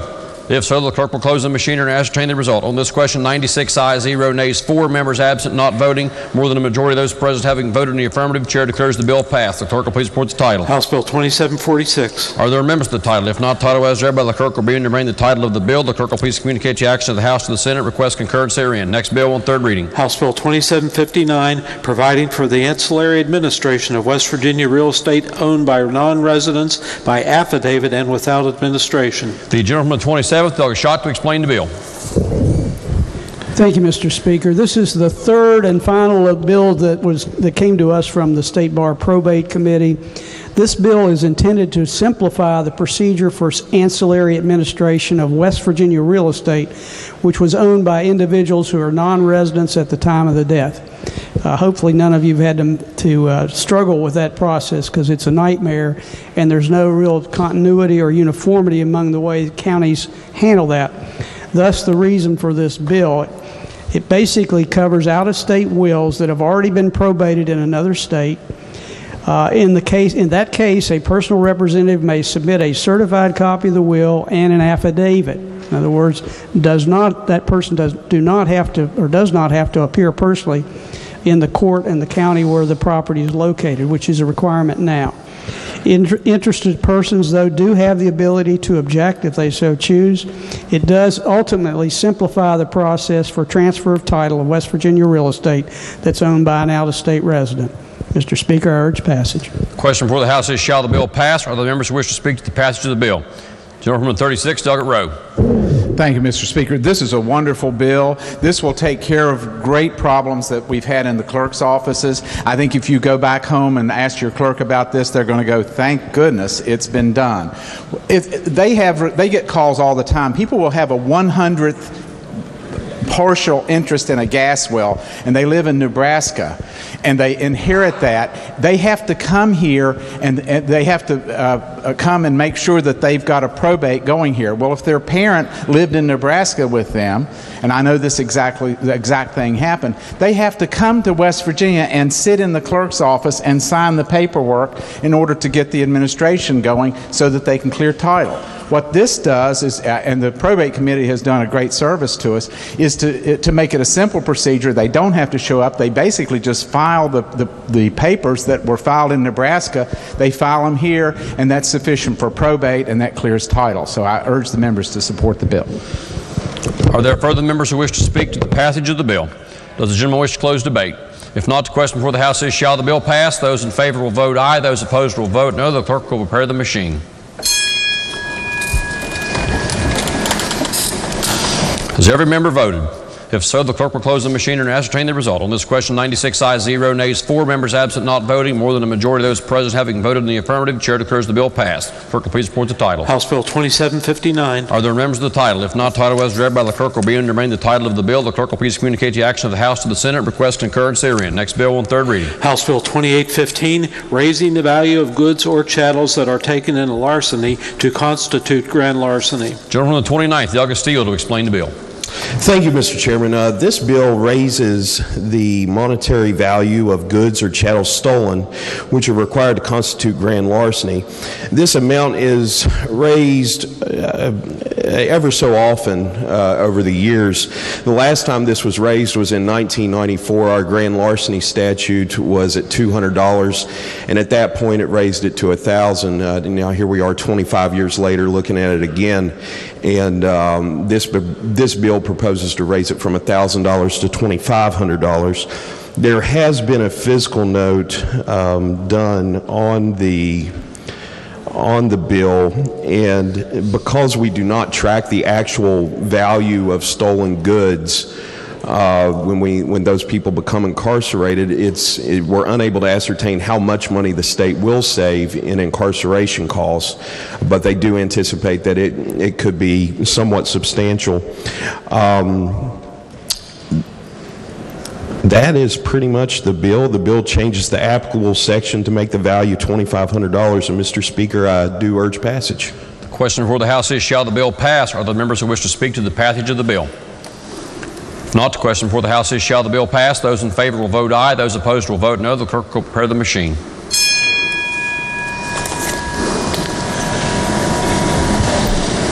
Has every member voted?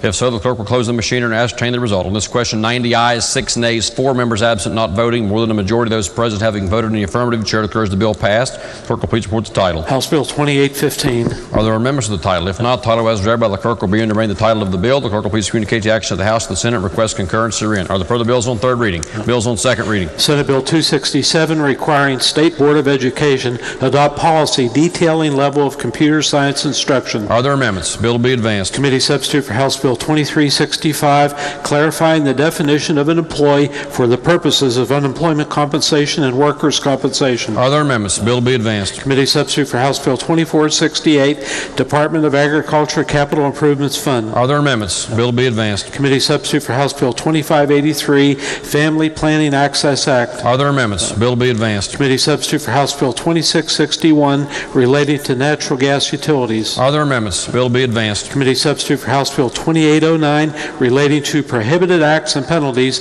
in the Hatfield-McCoy Recreation Area. Are there amendments? Delegate Schott moves to amend the bill. This is HFA Schott 2-8, number 1. Does the gentleman from the 27th, Delegate Schott, wish to explain the amendment? Yes, thank you, Mr. Speaker. This amendment clarifies some concerns that were raised during the Judiciary Committee meeting when we discussed this bill, and just have to give you a brief overview. This bill deals with some penalties for violating the law with respect to the Hatfields and McCoys Trail, which is one of the few growing industries in southern West Virginia. And due to the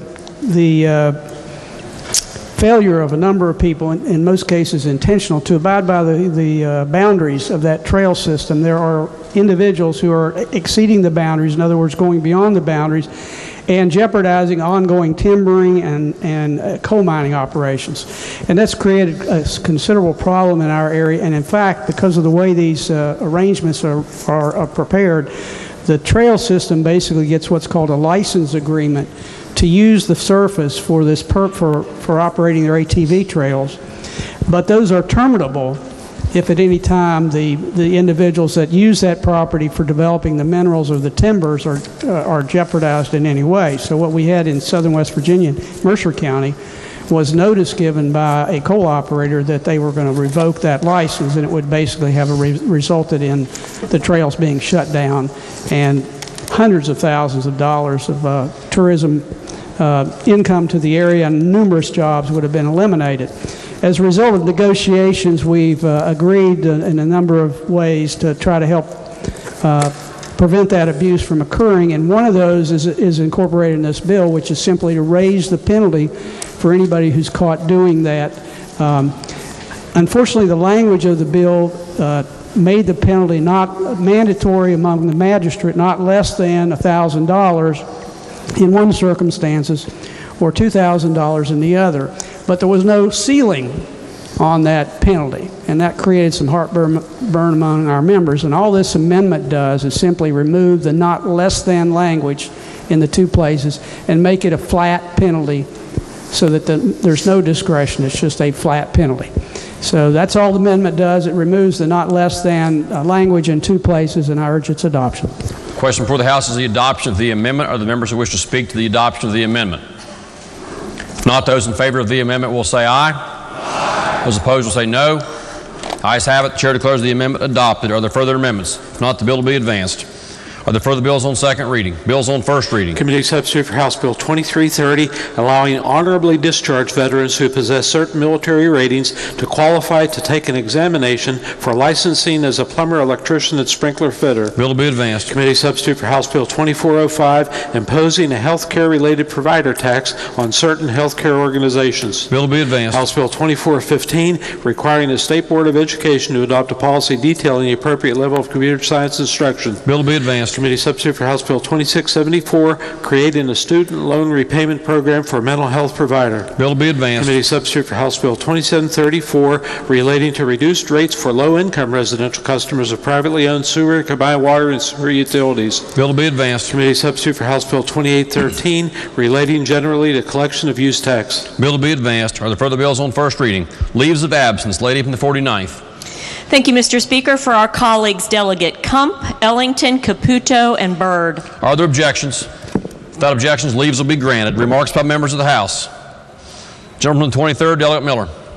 Thank you, Mr. Speaker. Contingent upon the passage of what we took up today on House Bill 2554, if it's passed by the Senate and signed by the governor, as an assistant high school boys soccer coach, I've communicated with my head coach, and if there are any boys soccer players who are interested in transferring to my high school for academic reasons and would desire to initiate the contact, I would be happy to speak with you. And likewise, I believe my colleague from the 22nd, Delegate Maynard, would do likewise for any baseball players interested in transferring to his school. Thank you, Mr. Speaker. Gentleman at 36, Delegate Rowe. Thank you, Mr. Speaker. I'd point out that on the member's desk are a copy of the article I referred to yesterday, where Dr. Gupta in Washington testified to Congress about the Affordable Care Act, and he makes the point that the decision in Texas to get rid of the entire act swept much more broadly than anybody could imagine, particularly in regard to pre-existing conditions and a number of mental health coverage, the great concerns. He's now with an organization, he's with the March of Dimes, and he's very concerned about pregnant women not being able to get coverage because they could be excluded and were excluded from coverage prior to the adoption of the Affordable Care Act. So I would just point out to the members that we need to be very sensitive to what's happening in the rest of the country in regard to health care, because it affects, as I gave statistics yesterday, hundreds of thousands of West Virginians. Thank you, Mr. Speaker. The gentleman from the 17th, Dr. Rohrbach. I would ask the comments of the delegate from Boone be included in the appendix of the Journal, but not my local newspaper, because we don't need to lose soccer players from my district. Thank you, Mr. Speaker. Are there objections to the remarks going in the appendix of the Journal, but not the Huntington Herald-Dispatch? Chair hears no objections. Further remarks by members of the House. Gentleman from the 60th, Douglas Wilson. Thank you, Mr. Speaker. Ladies and gentlemen, I have here a bill for initiative, referendum, and recall. And anybody who would like to jump on this with me, I appreciate your time. Thank you, sir. Gentleman 36, Douglas Rowe. Yes, I move for unanimous consent for us to print in the appendix of the Journal the prayer that was given today by Rabbi Urecki. Are there objections? Chair hears no objections. Further remarks by members of the House. Introduction to guests. Gentleman 36, Douglas Robinson. Thank you, Mr. Speaker. I think we've lost him over here in the South Gallery, but we did have members of the Horseman Middle School History Bowl and their teacher, Miss Amber Allman. So on behalf of the Kanawha County delegation of the House, we'll make them feel welcome.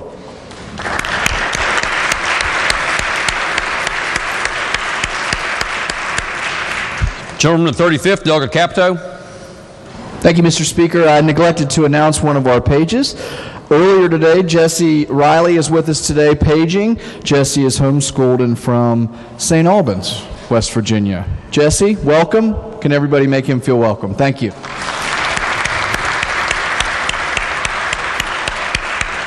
Gentleman the 35th, Douglas Scaff. Thank you, Mr. Speaker. I want to recognize and thank my Fraser Singleton intern this week. He's a student from University of Charleston, Mr. Zachary Daly. He's a sophomore, political science and pre-law. He's done an exceptional job and hope he learned the process, and if we could all thank him and recognize him at this time. Thank you, Zachary.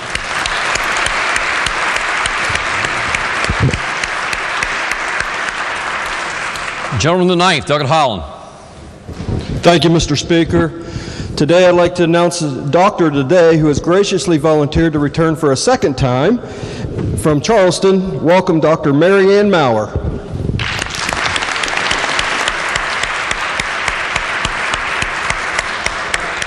Lady the 38th, Doug Graves. Thank you, Mr. Speaker. I would just like to thank my intern for the week. I now am thoroughly spoiled, and I'm not sure how I'm going to function for the rest of session. And I will also mention that he kept me from losing my cell phone on 3 separate occasions during this week.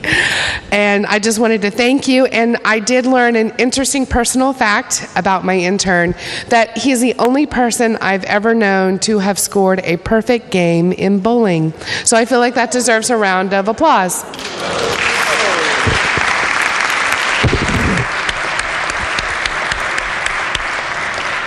Gentleman from the 61st, Doug Barrett. Thank you, Mr. Speaker. Joining us today from the Hospice of the Panhandle is Miss Maria Lawrence, and if she would stand and the House make her welcome.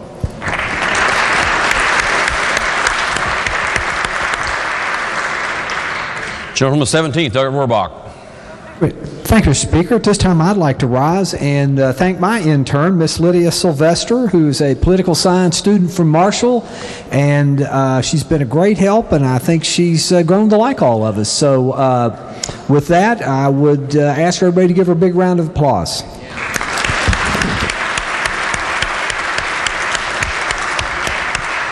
Lady from the 36th, Doug Eastep Burton. Thank you, Mr. Speaker, and I feel compelled to thank my intern, Paige, from University of Charleston. She's actually from Lewis County, but she's been a pleasure to have all week, and I'm so happy to have you. I hope you come back next year. Thank you. Gentleman from the 16th, Doug Hornbuckle. Thank you, Mr. Speaker. I would also like to thank my intern this week, Natia Inegithe. Thank you so much. Please make her feel proud.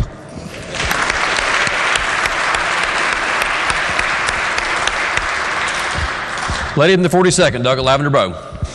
Thank you, Mr. Speaker. I'd also like to thank my intern for the week, Brady Schaefer.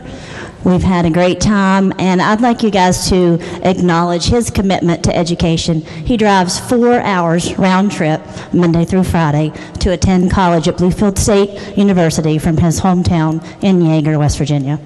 Thank you.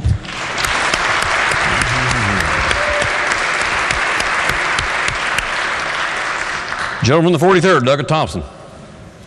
Thank you, Mr. Speaker.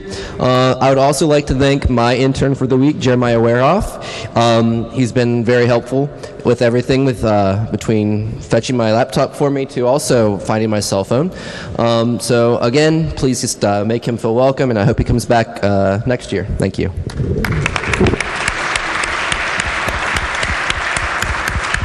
Gentleman from the 8th, Doug Anderson. Thank you, Mr. Speaker. Again, I would like to thank my intern this week, Shelby Adams from Marshall University, a political science major.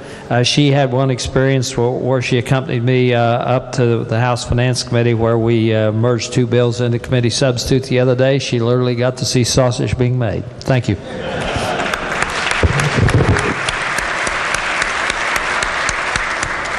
Gentleman 36, Doug Robinson. Thank you, Mr. Speaker. All of you have made me thoroughly feel bad for not coming and thanking my intern, Mr. John Antolini, this week. I think he had a much more difficult task trying to keep up with me than following the rest of you. Thank you.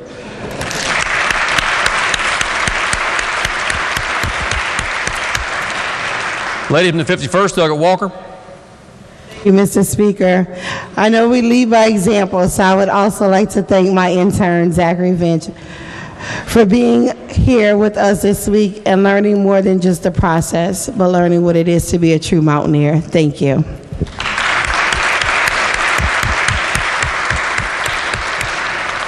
Gentleman from the 50th, Doug Angelucci.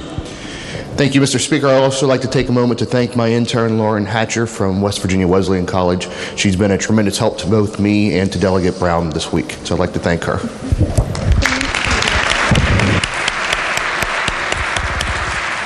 Are there further introductions? Miscellaneous business. If not, Lady from the 49th.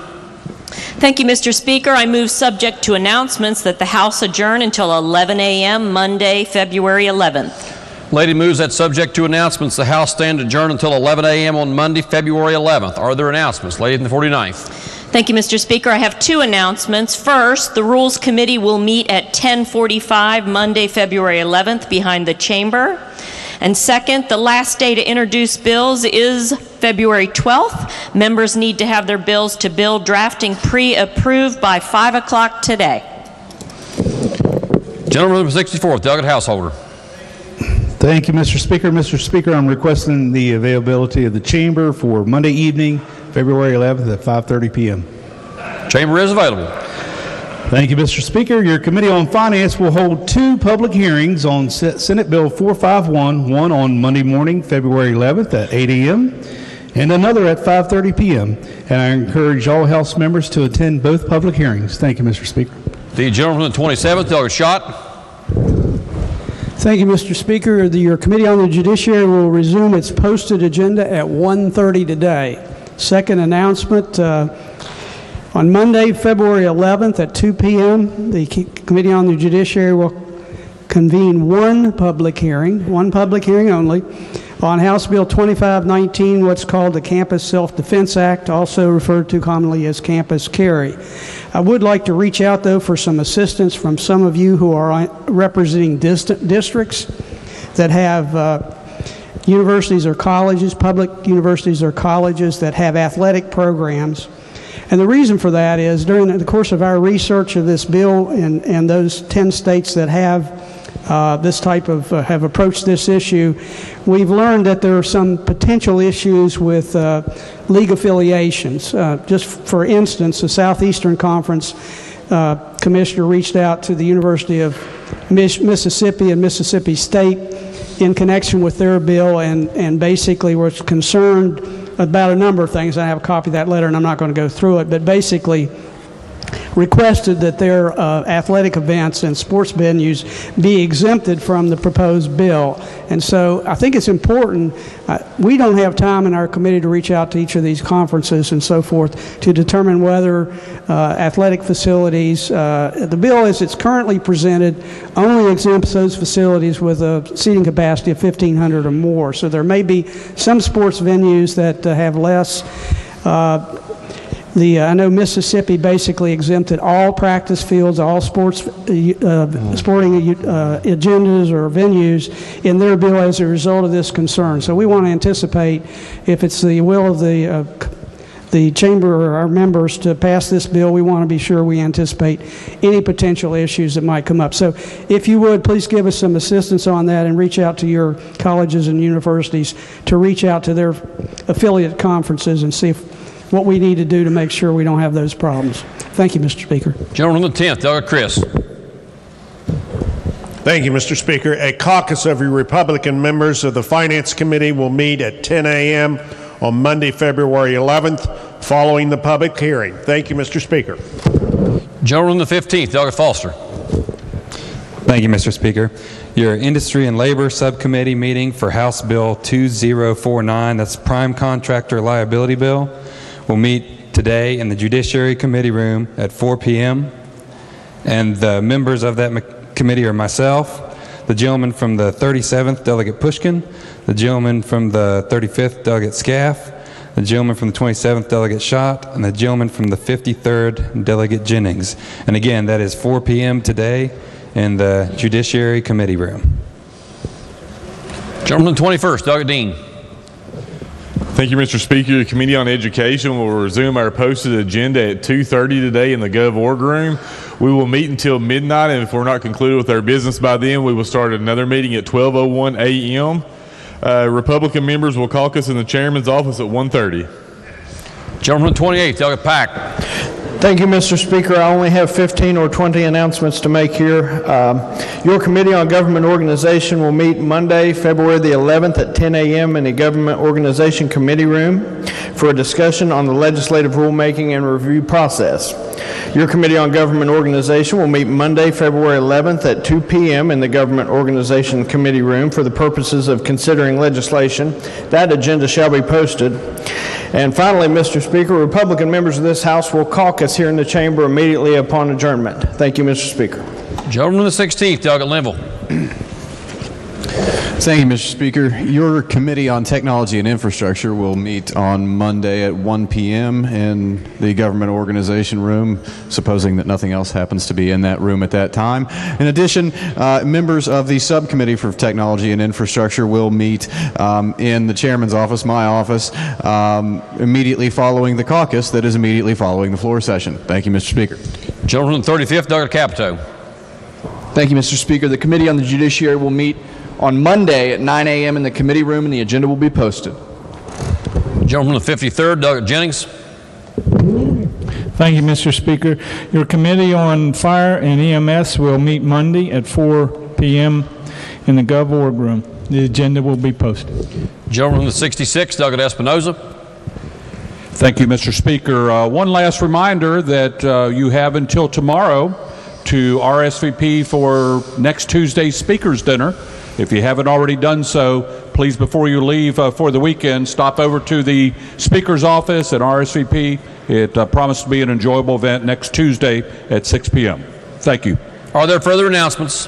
If not, the question before the House is a motion by the lady from the 49th that the House stand adjourned until 11 a.m. on Monday, February 11th. Those in favor, please say aye. All opposed, please say no. The ayes have it. The motion is adopted. We're adjourned until 11 a.m. Monday.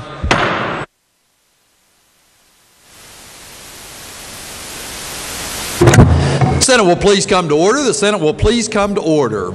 All those not having privileges of the floor will please vacate the chamber. And with those on the floor and our guests in the gallery, please rise as we are led in prayer this morning by the Reverend Jim Walther, Jr., a retired Presbyterian clergy in Elkview, West Virginia. And then please remain standing as we are led in the pledge this morning by the Senator from Harrison County.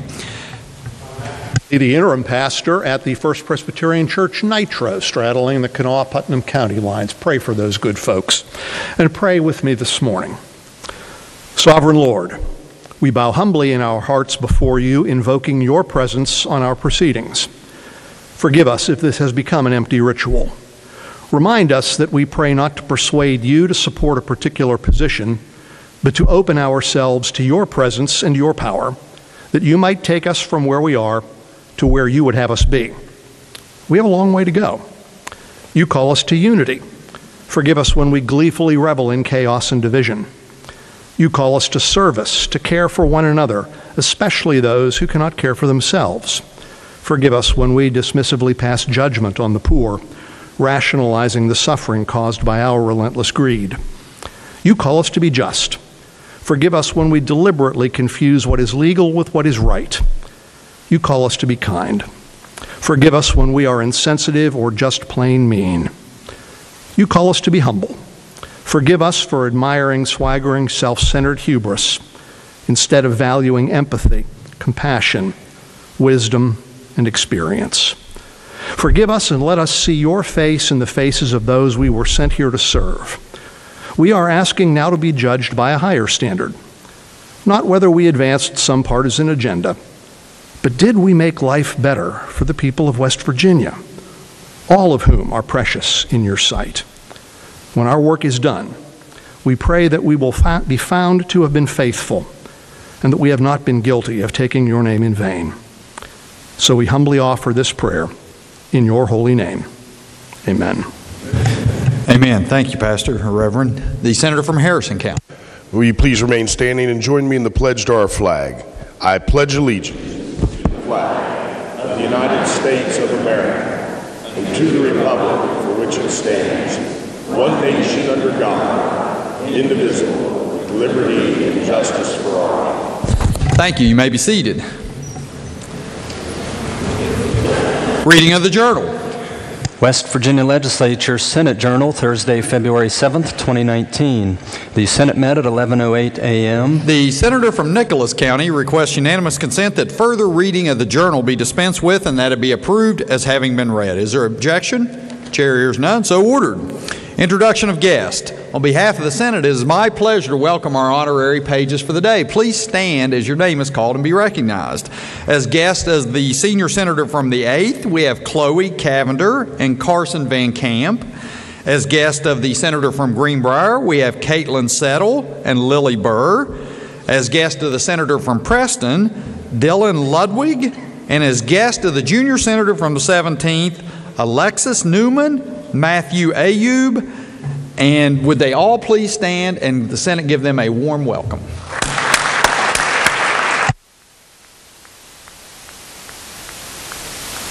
Thank you. You may be seated. Further introductions, the junior senator from the 17th. Thank you, Mr. President. On behalf of the Senate, it is my pleasure and yours to present our doc for the day. In the rear of the chamber, we have Dr. Mary Ann Marg back visiting us. If you wouldn't mind standing, let the Senate give you a warm welcome.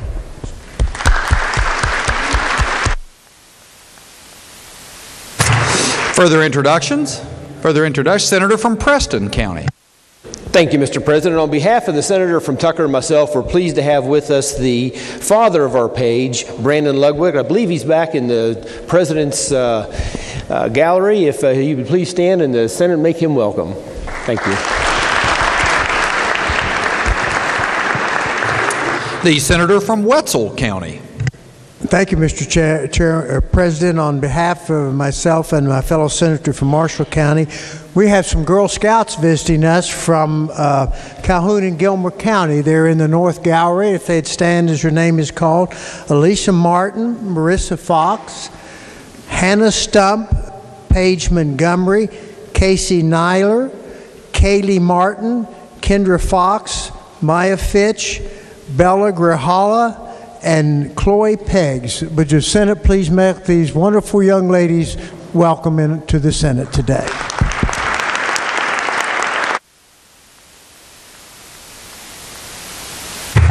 Thank you. Further introductions. The Senator from Greenbrier County. Thank you, Mr. President. We're pleased to have a parent of one of our pages here today, Mr. Jeff Burr, father of Lily's here from Meadowbridge. Will the Senate please make him feel welcome?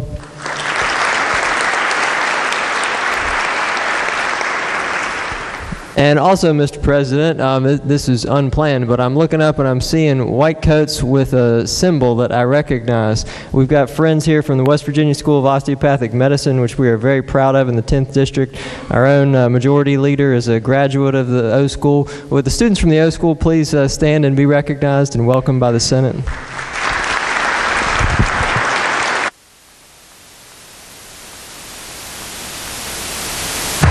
Further introductions?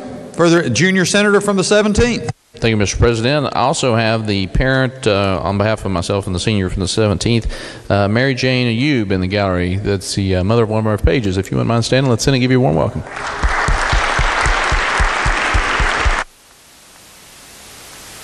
Further introductions? Further introductions. Communications from the House. The Clerk of the House announced the passage by that body of committee substitute for House Bill 2204, prohibiting state licensing boards from hiring lobbyists. Message will be received and referred to the Committee on Government Organization. The Clerk of the House announced that the House has amended the Senate amendments as it relates to House Bill 2351, relating to regulating prior authorizations. Junior Senator from the 17th. Thank you, Mr. President. I move the Senate refuse to concur in the House amendments to the Senate amendments to House Bill 2351 and request the House to proceed therefrom. The Junior Senator from the 17th moves that the Senate refuse to concur with the House amendments to Senate Bill, to the Senate amendments to House Bill 2351. Is there discussion? Not. All those in favor will say aye. Those opposed, no. The ayes appear to have it. The ayes do have it. I declare the motion adopted. Further House messages. Senate will communicate, or Clerk will communicate the message of the action of the Senate to the House. The Clerk of the House announced the passage by that body of committee substitute for House Bill 2479, Corporate Governance Annual Disclosure Act. Message be received and referred to Committee on the Judiciary. Committee substitute for House Bill 2481, permitting retail sale of alcoholic beverages on Sunday after 1 p.m. Message be received and referred to Committee on the Judiciary. House Bill 2608, repealing the requirement of printing the date of a consumer deposit account, was opened on paper checks. Message be received and referred to Committee on Banking and Insurance. Committee substitute for House Bill 2686, relating to permitting the Supreme Court of Appeals of West Virginia to create a family drug court pilot program. Message be received and referred to the Committee on the Judiciary. Are there further communications from the House? No, sir. Communications from the Executive? There are none. Reports from standing committees? Your Committee on Finance has had under consideration committee substitute for Senate Bill 40, establishing military service members court program, Senate Bill 47, providing wind power projects be taxed at real property rate, Senate Bill 296, providing 11-month window to permit members of PERS to purchase credited service, and Senate Bill 461, providing for personal income tax withholding on certain lottery winnings, and reports the same back with the recommendation that they each do pass. Respectfully submitted, Craig Blair, Chair. Report will be received. Your Committee on Government Organization has had under consideration committee substitute for Senate Bill 285, relating to modification of cottage food laws, and reports back a committee substitute for same, with the recommendation committee substitute for committee substitute do pass. Respectfully submitted, Gregory L. Boso, Chair. Report will be received. Your Committee on Finance has had under consideration Senate Bill 291, relating generally to survivor benefits for emergency response providers, and reports back a committee substitute for same, with the recommendation that the committee substitute do pass. Respectfully submitted, Craig Blair, Chair. Report will be received. Your Committee on Natural Resources has had under consideration Senate Bill 305, prohibiting waste of big game animals, and reports the same back with the recommendation that it do pass, but under the original double committee reference, first be referred to the Committee on the Judiciary. Respectfully submitted, Mark R. Maynard, Chair. Report will be received. Under Bill's original double committee reference, be referred to the Committee on the Judiciary. Your Committee on Government Organization has had under consideration Senate Bill 345, adding definition of grantee to include state spending units and local governments, and reports back a committee substitute for same, with the recommendation that the committee substitute do pass. Respectfully submitted, Gregory L. Boso, Chair. Report will be received. Your Committee on Natural Resources has had under consideration Senate Bill 402, authorizing Division of Forestry to investigate and enforce timber theft violations, and reports back a committee substitute for same, with the recommendation that the committee substitute do pass, but under the original double committee reference, first be referred to the Committee on the Judiciary. Respectfully submitted, Mark R. Maynard, Chair. Report will be received under the bill's original double committee reference, will be referred to the Committee on the Judiciary. Your Committee on Natural Resources has had under consideration Senate Bill 404, altering sediment control during commercial timber harvesting operations, and reports back a committee substitute for same, with the recommendation that the committee substitute do pass, but under the original double committee reference, first be referred to the Committee on Government Organization. Respectfully submitted, Mark R. Maynard, Chair. Report will be received under the bill's original double committee reference, be referred to Committee on Government Organization. Your Committee on Government Organization has had under consideration Senate Bill 405, increasing limit on additional expenses incurred in preparing notice list for redemption, and reports back a committee substitute for same, with the recommendation the committee substitute do pass. Respectfully submitted, Gregory L. Boso, Chair. Report will be received. Your Committee on the Judiciary has had under consideration Senate Bill 481 relating to Judicial Vacancy Advisory Commission, and reports back a committee substitute for same, with the recommendation that the committee substitute do pass. Respectfully submitted, Charles S. Trump IV, Chair. Report will be received. Your Committee on Health and Human Resources has had under consideration Senate Bill 518 restricting sale and trade of dextromethorphan, and reports the same back with the recommendation that it do pass, but under the original double committee reference, first be referred to the Committee on the Judiciary. Respectfully submitted, Michael J. Maroney, Chair. Report will be received under the bill's original double committee reference, be referred to the Committee on the Judiciary. Your Committee on Health and Human Resources has had under consideration Senate Bill 519 requiring county emergency dispatchers complete course for telephonic cardiopulmonary resuscitation, and reports the same back with the recommendation that it do pass, but under the original double committee reference, first be referred to the Committee on Finance. Respectfully submitted, Michael J. Maroney, Chair. Report will be received and referred to the Committee on Finance. Your Committee on Government Organization has had under consideration engrossed committee substitute for House Bill 2446, Blue Alert Plan, and reports the same back with the recommendation that it do pass. Respectfully submitted, Gregory L. Boso, Chair. Report will be received. That's all I have, sir. Reports from select committees. There are none. Introduction of bills. The Junior Senator from the 17th. Thank you, Mr. President. I request unanimous consent that Senate Bill 555 through Senate Bill 563 be considered introduced, read by their titles, and referred to the appropriate committees as shown on the chamber automation system. Junior Senator from the 17th requests unanimous consent that Senate Bills number 555 through Senate Bill number 563 be considered introduced, read by their titles, and referred to the appropriate committees as shown on the chamber automation system. Is there objection? Chair hears none, so ordered. Resolutions. Senate Concurrent Resolution 26 by Senators Swope, Jeffries, Plymel, Beach, Lindsay, Stallings, Boso, and Maynard, naming the Thompson-Lambert Memorial Bridge. Under the rules of the Senate, the resolution will lie over one day. Are there further resolutions? No, sir. Motions. Petitions. There are none. Unfinished business. There is none. Bills on third reading. Engrossed Senate Bill 16, authorizing expenditure of surplus funds by Wyoming County Commission. Third reading of the bill. Question before the Senate is, shall the bill pass? Is there discussion? Is there discussion? Senator from Wyoming County. President, Senate Bill 16 is a local bill, the purpose of which is to allow the expenditures of unexpended surplus funds of the Wyoming County Commission to be placed into a special fund to establish a K-9 unit for drug searches.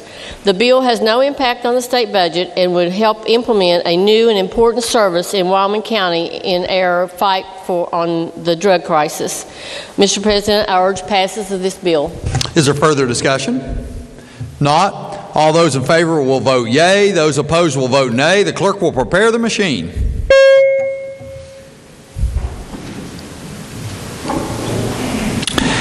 Has every member voted? Has every member voted? So the clerk will close the machine and ascertain the results. On this question being 30 yeas, 0 nays, 4 absent and not voting, more than a majority of those present and voting having voted in the affirmative, I declare the bill passed. The clerk will communicate the action of the Senate to the House. Engrossed committee substitute for Senate Bill 30, eliminating tax on annuity considerations collected by life insurer. Third reading of the bill.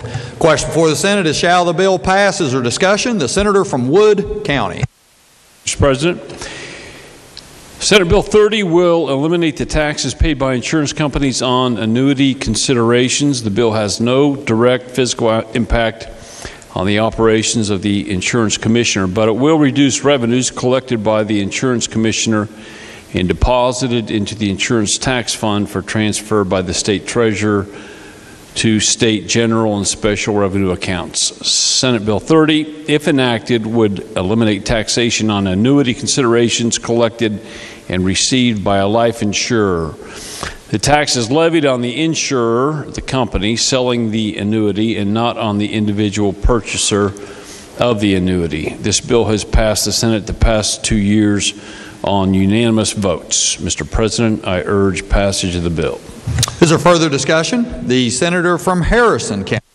Thank you, Mr. President. I just want to stand in favor of this bill, and I just want to make clear that although the 1% does fall directly upon the insurer, it's passed on to our citizens. Every one of our citizens' annuities are reduced by that 1% tax, so there's less invested in their annuity. I think it's a good bill. I'd urge passage. Further discussion? Not? All those in favor will vote yea. Those opposed will vote nay. The clerk will prepare the machine. Has every member voted? Has every member voted? If so, the clerk will close the machine and ascertain the results. On this question being 30 yeas, 0 nays, 4 absent and not voting, more than a majority of those present and voting having voted in the affirmative, I declare the bill passed. The clerk will communicate the action of the Senate to the House. Engrossed committee substitute for Senate Bill 90, transferring safety and treatment program from DHHR to DMV. Third reading of the bill. Question before the Senate is, shall the bill pass? Is there discussion? The senator from Jefferson County. Thank you, Mr. President. Senate Bill 90 is the committee substitute for Senate Bill 90 would transfer the safety and treatment program from DHHR to DMV as it used to be. That program educates persons whose license has been revoked for a drug or alcohol offense. The bill provides that effective with the transfer, the funding would transfer as well. The bill also establishes an appeal process that if a participant is deemed not to have successfully completed the program, thereby not allowing their license to be reinstated, that he or she may appeal to the courts. I urge passage of the bill and happy to answer questions. Is there further discussion? Not. All those in favor will vote yea. Those opposed will vote nay. The clerk will prepare the machine. Has every member voted? Has every member voted? If so, the clerk will close the machine and ascertain the results. On this question being 30 yeas, 0 nays, 4 absent and not voting, more than a majority of those present and voting having voted in the affirmative, I declare the bill passed. Clerk will communicate the action of the Senate to the House. Engrossed committee substitute for Senate Bill 237, improving ability of law enforcement to locate and return missing persons. Third reading of the bill. Question before the Senate is, shall the bill pass? Is there discussion? The senator from Morgan County. Thank you, Mr. President. The committee substitute for Senate Bill 237 would enact a whole new article of the state code to be designated as the West Virginia Missing Persons Act. And the new article would be embedded in Chapter 15 and designated as Article 3C. And in the bill, there are 8 sections to the new act. This bill we had a bill last year, Mr. President, and then made this topic one of the subjects of study by joint judiciary throughout the interim process. And we had some public hearings on it throughout the year and extensive input and negotiation from police agencies and authorities. Section 1 of the Act is a short title, just designates it as the Missing Persons Act. There are legislative findings in Section 2. Section 3 begins definitions of terms that are used throughout the Act, and there are some acronyms that are defined, such as CODIS, which is the FBI's Combined DNA Index System. Section 4 addresses what law enforcement is to do when they receive or field missing person complaints, the kind of information they can or should receive in that process, and then what their data entry responsibilities are. Section 5 addresses missing persons investigation requirements, such things as general information. Section 6 addresses the reporting and handling of unidentified human remains. Section 7 of the Act addresses the identification of human remains. Section 8 of the Act relates to the filing of a false missing persons complaint. I would say, Mr. President, that this is a comprehensive addition to our law that is supported by the law enforcement agencies with whom we worked. And what our hope in this is that it will help modernize the cataloging and investigation of missing persons complaints, utilizing the databases and other technology that's available now for all that sort of thing. I'd be happy to try to answer questions. Otherwise, I urge the passage of the bill. Is there further discussion? The senior senator from the 8th. Thank you, Mr. President.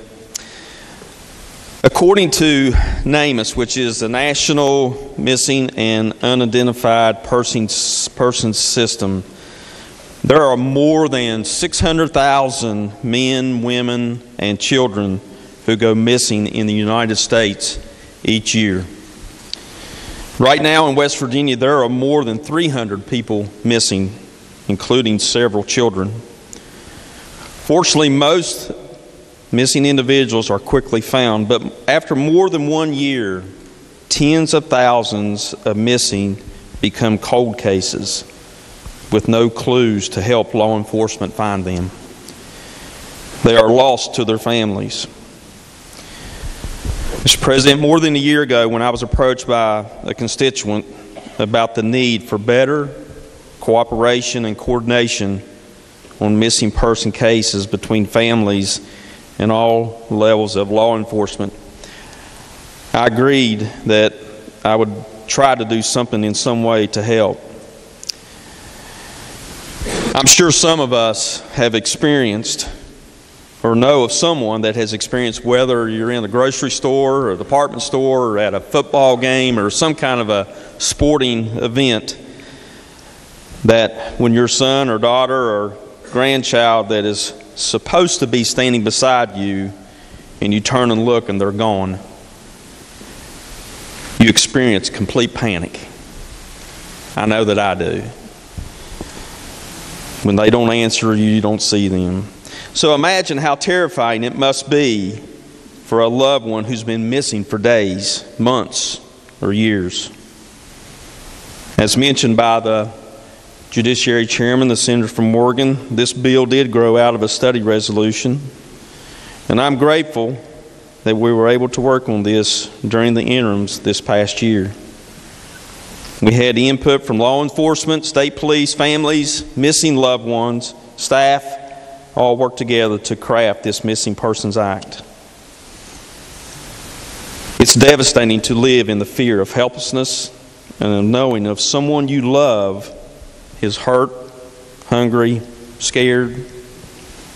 To know if a father or a mother or your wife, child is either alive or dead. That's what this piece of legislation is for. If this bill helps reunite just one missing person with their family, may we all be very, very grateful forever. Mr. President, I urge passage. So further, excuse me, the senator from Monongalia County. Speak to the bill, please. Senator may proceed. Thank you, Mr. President. Ladies and gentlemen, I want to take a moment and thank the gentleman from Morgan and the gentleman from Putnam for sponsoring this piece of legislation and working so diligently in getting this to us today. This is a bill that unites us. And unbeknownst to a lot of you, I do a Facebook Live program every weekend. And there's two topics that come up, and has been coming up for a long time, is fixed PEIA. That would be one of the conversations. Number two leading subject was, my family member is missing. What are you going to do for me? And these comments are from Southern West Virginia, most of the people who log in and start asking me questions about it. And I really didn't know where to go with it. This past December, I actually met here in Charleston with a family from Raleigh County who had lost a niece. And I sat there with them for an hour in my office. It wasn't interim. I just drove down for this particular meeting, hoping just by having a conversation with them, I could find a way to help them. And it was just a tear fest, folks.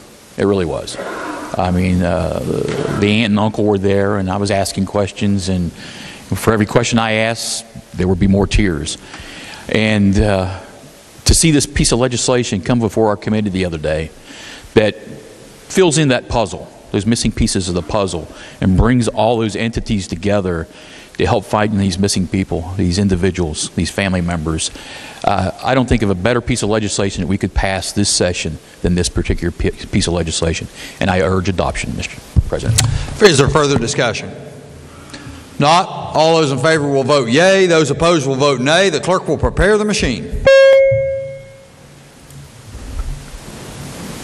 Has every member voted? Has every member voted? So the clerk will close the machine and ascertain the results. On this question being 30 yeas, 0 nays, 4 absent and not voting, more than a majority of those present and voting having voted in the affirmative, I declare the bill passed. Clerk will communicate the action of the Senate to the House. Engrossed committee substitute for Senate Bill 263, limiting number of days legislators may be compensated during extended and extraordinary sessions if budget bill not enacted. Third reading of the bill. Question before the Senate is, shall the bill pass? Is there discussion? The senator from Marion County.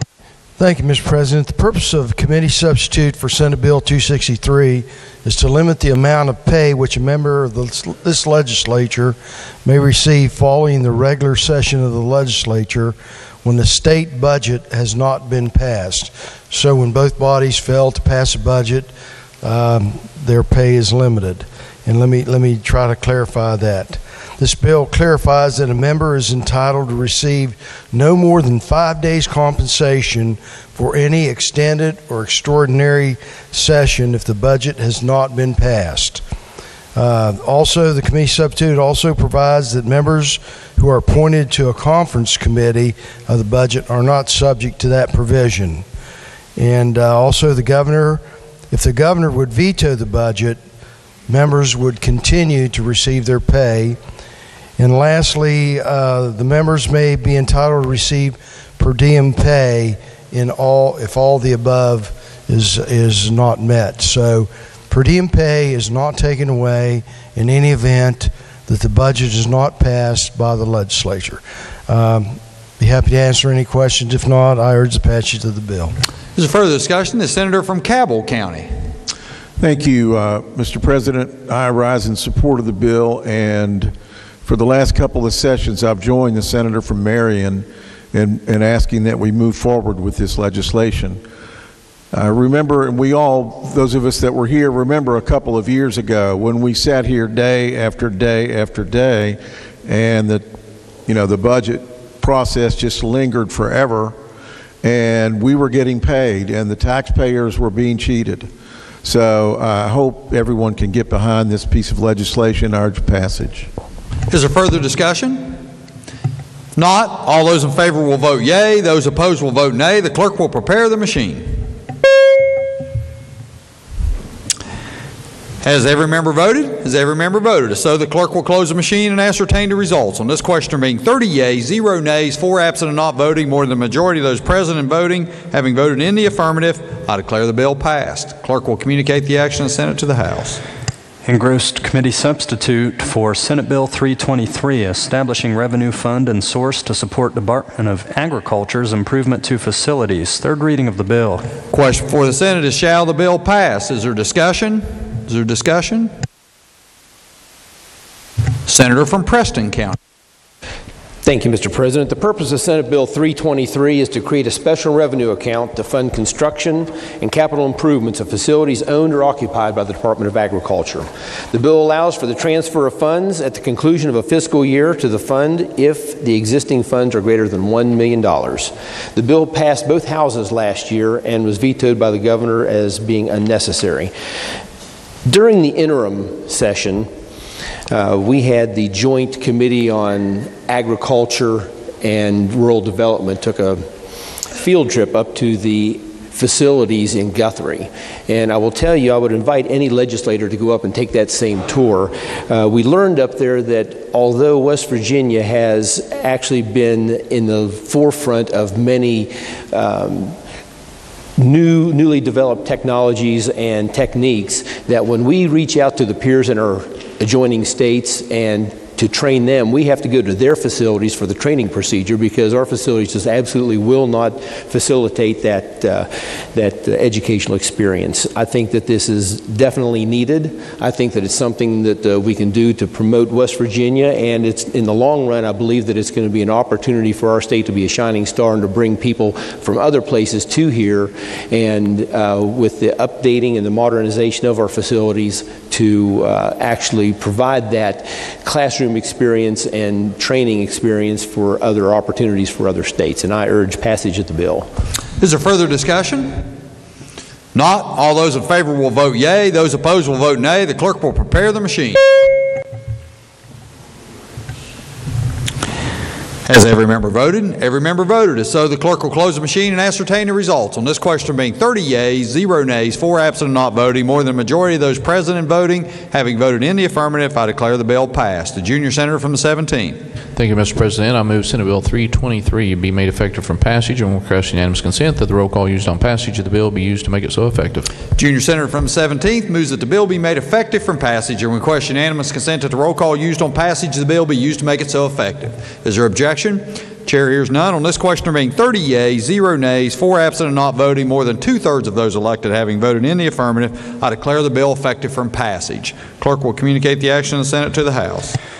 Engrossed Senate Bill 343 relating to review and approval of state property leases. Third reading of the bill. Question before the Senate is, shall the bill pass? Is there discussion? The senator from Nicholas County. Thank you, Mr. President. This is an agency-approved bill coming from the Division of Real Estate. The bill would do the following: require that a state agency be delegated authority to enter into a lease agreement, first consult for advice and ultimate approval of the executive director of the Division of Real Estate. This bill requires the signature of the director to be valid. Any lease arrangements between an agency and other non-governmental entities must be in the best interest of the state. This requires the Real Estate Division review the lease and any written approval from the same. The Real Estate Division may object and or suggest suggestions to meet the standard. I urge passage of the bill. Is there further discussion? Not. All those in favor will vote yea. Those opposed will vote nay. The clerk will prepare the machine. Has every member voted? Has every member voted? So the clerk will close the machine, ascertain the results. On this question being 30 yeas, 0 nays, 4 absent and not voting, more than the majority of those present and voting, having voted in the affirmative, I declare the bill passed. Clerk will communicate the action of the Senate to the House. Engrossed Senate Bill 346, changing rate which certain judges are paid for mileage when traveling within state. Third reading of the bill. Question before the Senate is, shall the bill pass? Is there discussion? The senator from Morgan County. Thank you, Mr. President. Senate Bill 346 amends a single section of the state code, and it's Chapter 6, Article 7, Section 5, and that section addresses reimbursement of mileage to judges or justices of the Supreme Court when traveling using their own vehicles. And under current law, which has not been amended since 1975, they are reimbursed at the rate of 15 cents per mile. So this bill would change that, Mr. President. This bill would say that the reimbursement that they receive for travel using their own vehicles for official business would be equal to the amount designated by the Travel Management Office of the Department of Administration for payment to state employees. So ideally, the legislature won't have to be reviewing this every time the mileage rate's reimbursed. That would be done by the Department of Administration. I'd be happy to try to answer questions. Otherwise, I urge passage of the bill. Is there further discussion? If not, all those in favor will vote yea. Those opposed will vote nay. The clerk will prepare the machine. Every member voted? Every member voted. So the clerk will close the machine and ascertain the results. On this question being 30 yeas, 0 nays, 4 absent and not voting, more than the majority of those present and voting having voted in the affirmative, I declare the bill passed. Clerk will communicate the action of the Senate to the House. Engrossed committee substitute for Senate Bill 356, requiring maps provide state and federal prosecutors information. Third reading of the bill. Question before the Senate is, shall the bill pass? Is there discussion? A senator from Morgan County. Thank you, Mr. President. The committee substitute for Senate Bill 356 would amend the state code with the creation and addition of one new section of code. It would go in Chapter 15A, Article 1, and it's designated as Section 7. And it would address compliance with requests for personnel information. And basically what it does is it directs what the Division of Military Affairs, the Department of Military Affairs and Public Safety has to do when it receives notice that a current employee or a past employee has been subpoenaed or is to be called as a witness in a criminal case on behalf of the state of West Virginia or the United States government. Then the department has certain responsibilities then to provide, as is required for disclosure in such cases generally, but to provide to the government so it can disclose to a defendant or his or her counsel any information that the agency has regarding dishonesty, moral turpitude, bias, prejudice, or other conduct which might reasonably be deemed to constitute impeachment evidence. So the bill also provides that the Department of Military Affairs and Public Safety is going to be immune from any suit or liability as a result of disclosing this information about one of its employees, current or former, to United States Attorney's Office or a county prosecutor's office in connection with a criminal case. Be happy to try to answer questions. It's essentially to allow compliance with Brady and Giglio discovery requirements. Be happy to try to answer questions, Mr. President. Otherwise, I urge the passage of the bill. Is there further discussion? Not. All those in favor will vote yea. Those opposed will vote nay. The clerk will prepare the machine. Has every member voted? Has every member voted? If so, the clerk will close the machine and ascertain the results. On this question being 30 yeas, 0 nays, 4 absent and not voting, more than a majority of those present and voting having voted in the affirmative, I declare the bill passed. The clerk will communicate the action of the Senate to the House. Engrossed Senate Bill 453 relating to background checks of certain financial institutions. Third reading of the bill. Question before the Senate is, shall the bill pass? Is there discussion? The senator from Wood County. Thank you, Mr. President. This is an agency bill from the Division of Financial Institutions. This bill amends and reenacts 31A-2-4 of the Code of West Virginia relating to the powers and duties of the Commissioner of the Division of Financial Institutions. Passage of the bill would allow the Commissioner flexibility to accept alternate background check information for international principles of money transmission and mortgage lender or broker licensing programs that have U.S.-based principals who have undergone a background check as required by state law. I urge passage of the bill. Is there further discussion? Not. All those in favor will vote yea. Those opposed will vote nay. The clerk will prepare the machine. Has every member voted? Has every member voted? If so, the clerk will close the machine and ascertain the results. On this question being 30 yeas, 0 nays, 4 absent and not voting, more than the majority of those present and voting having voted in the affirmative, I declare the bill passed. Are there further bills on third reading? Clerk will communicate the action and send it to the House. Are there further bills on third reading? No, sir. Bills on second reading. Committee substitute for Senate Bill 13 relating to distributions from State Excess Lottery Fund. Junior Senator from the 17th. Thank you, Mr. President. I request unanimous consent that the bill lie over one day while retaining its place on the calendar. Is there objection? Chair hears none, so ordered. Committee substitute for Senate Bill 14, creating West Virginia Farm to School Grant Program. Second reading of the bill. Are there amendments to the bill? No, sir. Not, the bill will be engrossed and advanced to third reading. Committee substitute for for Senate Bill 19 relating to Senior Farmers Market Nutrition Program. Second reading of the bill. Are there amendments to the bill? No, sir. Not the bill will be engrossed and advanced to third reading. Committee substitute for Senate Bill 317, authorizing 3 or more adjacent counties form multi-county trail network authority. Second reading of the bill. Are there amendments to the bill? No, sir. Not the bill will be engrossed and advanced to third reading. Committee substitute for Senate Bill 352, relating to Division of Corrections and Rehabilitation, acquiring and disposing of services, goods, and commodities. Second reading of the bill. Are there amendments to the bill? No, sir. Not the bill will be engrossed and advanced to third reading. Committee substitute for Senate Bill 408, determining indigency for public defender services. Second reading of the bill. Are there amendments to the bill? No, sir. Not the bill will be engrossed and advanced to third reading. Committee substitute for Senate Bill 496, transferring authority to regulate milk from DHHR to Department of Agriculture. Are there amendments to the bill? Yes, sir. Senator Seipolt moved to amend the bill on page 6, section 5, lines 5 and 6 by striking the following. Applications for licensure shall be accompanied by a fee prescribed by the Commissioner.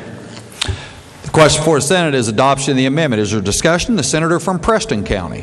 Thank you, Mr. President. That amendment does exactly what it says. Further discussion? Not. All those in favor will say aye. Those opposed, no. The ayes appear to have it. The ayes do have it. I declare the amendment adopted. Are there further amendments to the bill? No, sir. Not the bill will be engrossed and advanced to third reading. Senate Bill 499, amending West Virginia tax laws to conform to changes in partnerships for federal income tax purposes. Second reading of the bill. Are there amendments to the bill? No, sir. Not the bill will be engrossed and advanced to third reading. Senate Bill 542, relating to registration fees for military-related special registration plates. Second reading of the bill. Are there amendments to the bill? No, sir. Not the bill will be engrossed and advanced to third reading. Committee substitute for Senate Joint Resolution 5, clarification of the judiciary's role in impeachment proceedings amendment. Second reading of the resolution. Are there amendments to the resolution? No, sir. Not the resolution will be engrossed and advanced to third reading. Engrossed committee substitute for House Bill 2191, relating generally to limited video lottery. Second reading of the bill. Are there amendments to the bill? No, sir. Bill be advanced. Engrossed committee substitute for House Bill 2307, relating to creating a provisional license for practicing barbering and cosmetology. Second reading of the bill. Are there amendments to the bill? No, sir. Not the bill will be advanced. Further bills on second reading? No, sir. Bills on first reading. Junior Senator from the 17th. Thank you, Mr. President. I request unanimous consent that all bills on first reading be considered read a first time and advanced to second reading. Is there objection? Chair hears none, so ordered. Introduction of guests. Introduction of guests. The Junior Senator from the 17th. Thank you, Mr. President. There were some folks we may have missed in the back of the gallery that are here for the West Virginia Rural Health Association Day, and I'd just like to point out a few things to members and introduce some of the guys that are here that I may have missed earlier. The West Virginia Rural Health Association's mission is to unite people, communities, and organizations to strengthen rural health here in West Virginia. Their membership includes a variety of people and organizations that are interested in the health of rural West Virginia by working together to identify the healthcare concerns and find ways to improve services in our communities. Today's West Virginia Rural Health Association Workforce Day is here at the Capitol, and it's an event to educate the legislature and the public on the importance of rural health. Of their 700 plus members, the following organizations are represented. They may be upstairs, and so I'm just going to call them out just to show what a great collaboration this actually is. There is the West Virginia Rural Health Association Board of Directors that represents or representatives from WVU, Marshall University, West Virginia School of Osteopathic Medicine, University of Charleston, New River Community College, Bluefield State College, Quality Insights, Barber County Health Department, West Virginia State Healthy Grant Families, Center for Rural Health Development, West Virginia Bureau of Public Health, CORE, International Nurses Association, West Virginia Primary Care Association, West Virginia Healthy Kids, First Choice Services, the Health Plan, ALS of West Virginia, Hospice Care, West Virginia Developmental Disabilities Council, the Tiger Morton Catastrophic Illness Fund, Cava Banco CPAs, Prestera, WVU School of Nursing, West Virginia Nurses Association, Boone Memorial Hospital, the West Virginia Board of Professional Registered Nurses, and West Virginians for Affordable Health Care. We hope you all visit their tables outside to learn more about the workforce supply and demand analysis report that was provided to each of the legislators. And again, I'd like you guys all to stand, and let's give you one more thank you.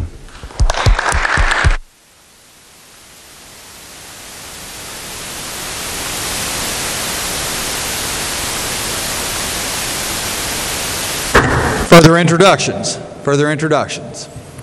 Remarks by members of the Senate. Miscellaneous business. The junior senator from the 17th.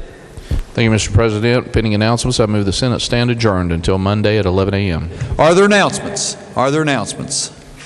Not. The question for the Senate is, shall the Senate stand adjourned until Monday at 11 a.m.? All those in favor will say aye. Those opposed, no. The ayes appear to have it. The ayes do have it. I declare the Senate adjourned until Monday at 11 a.m.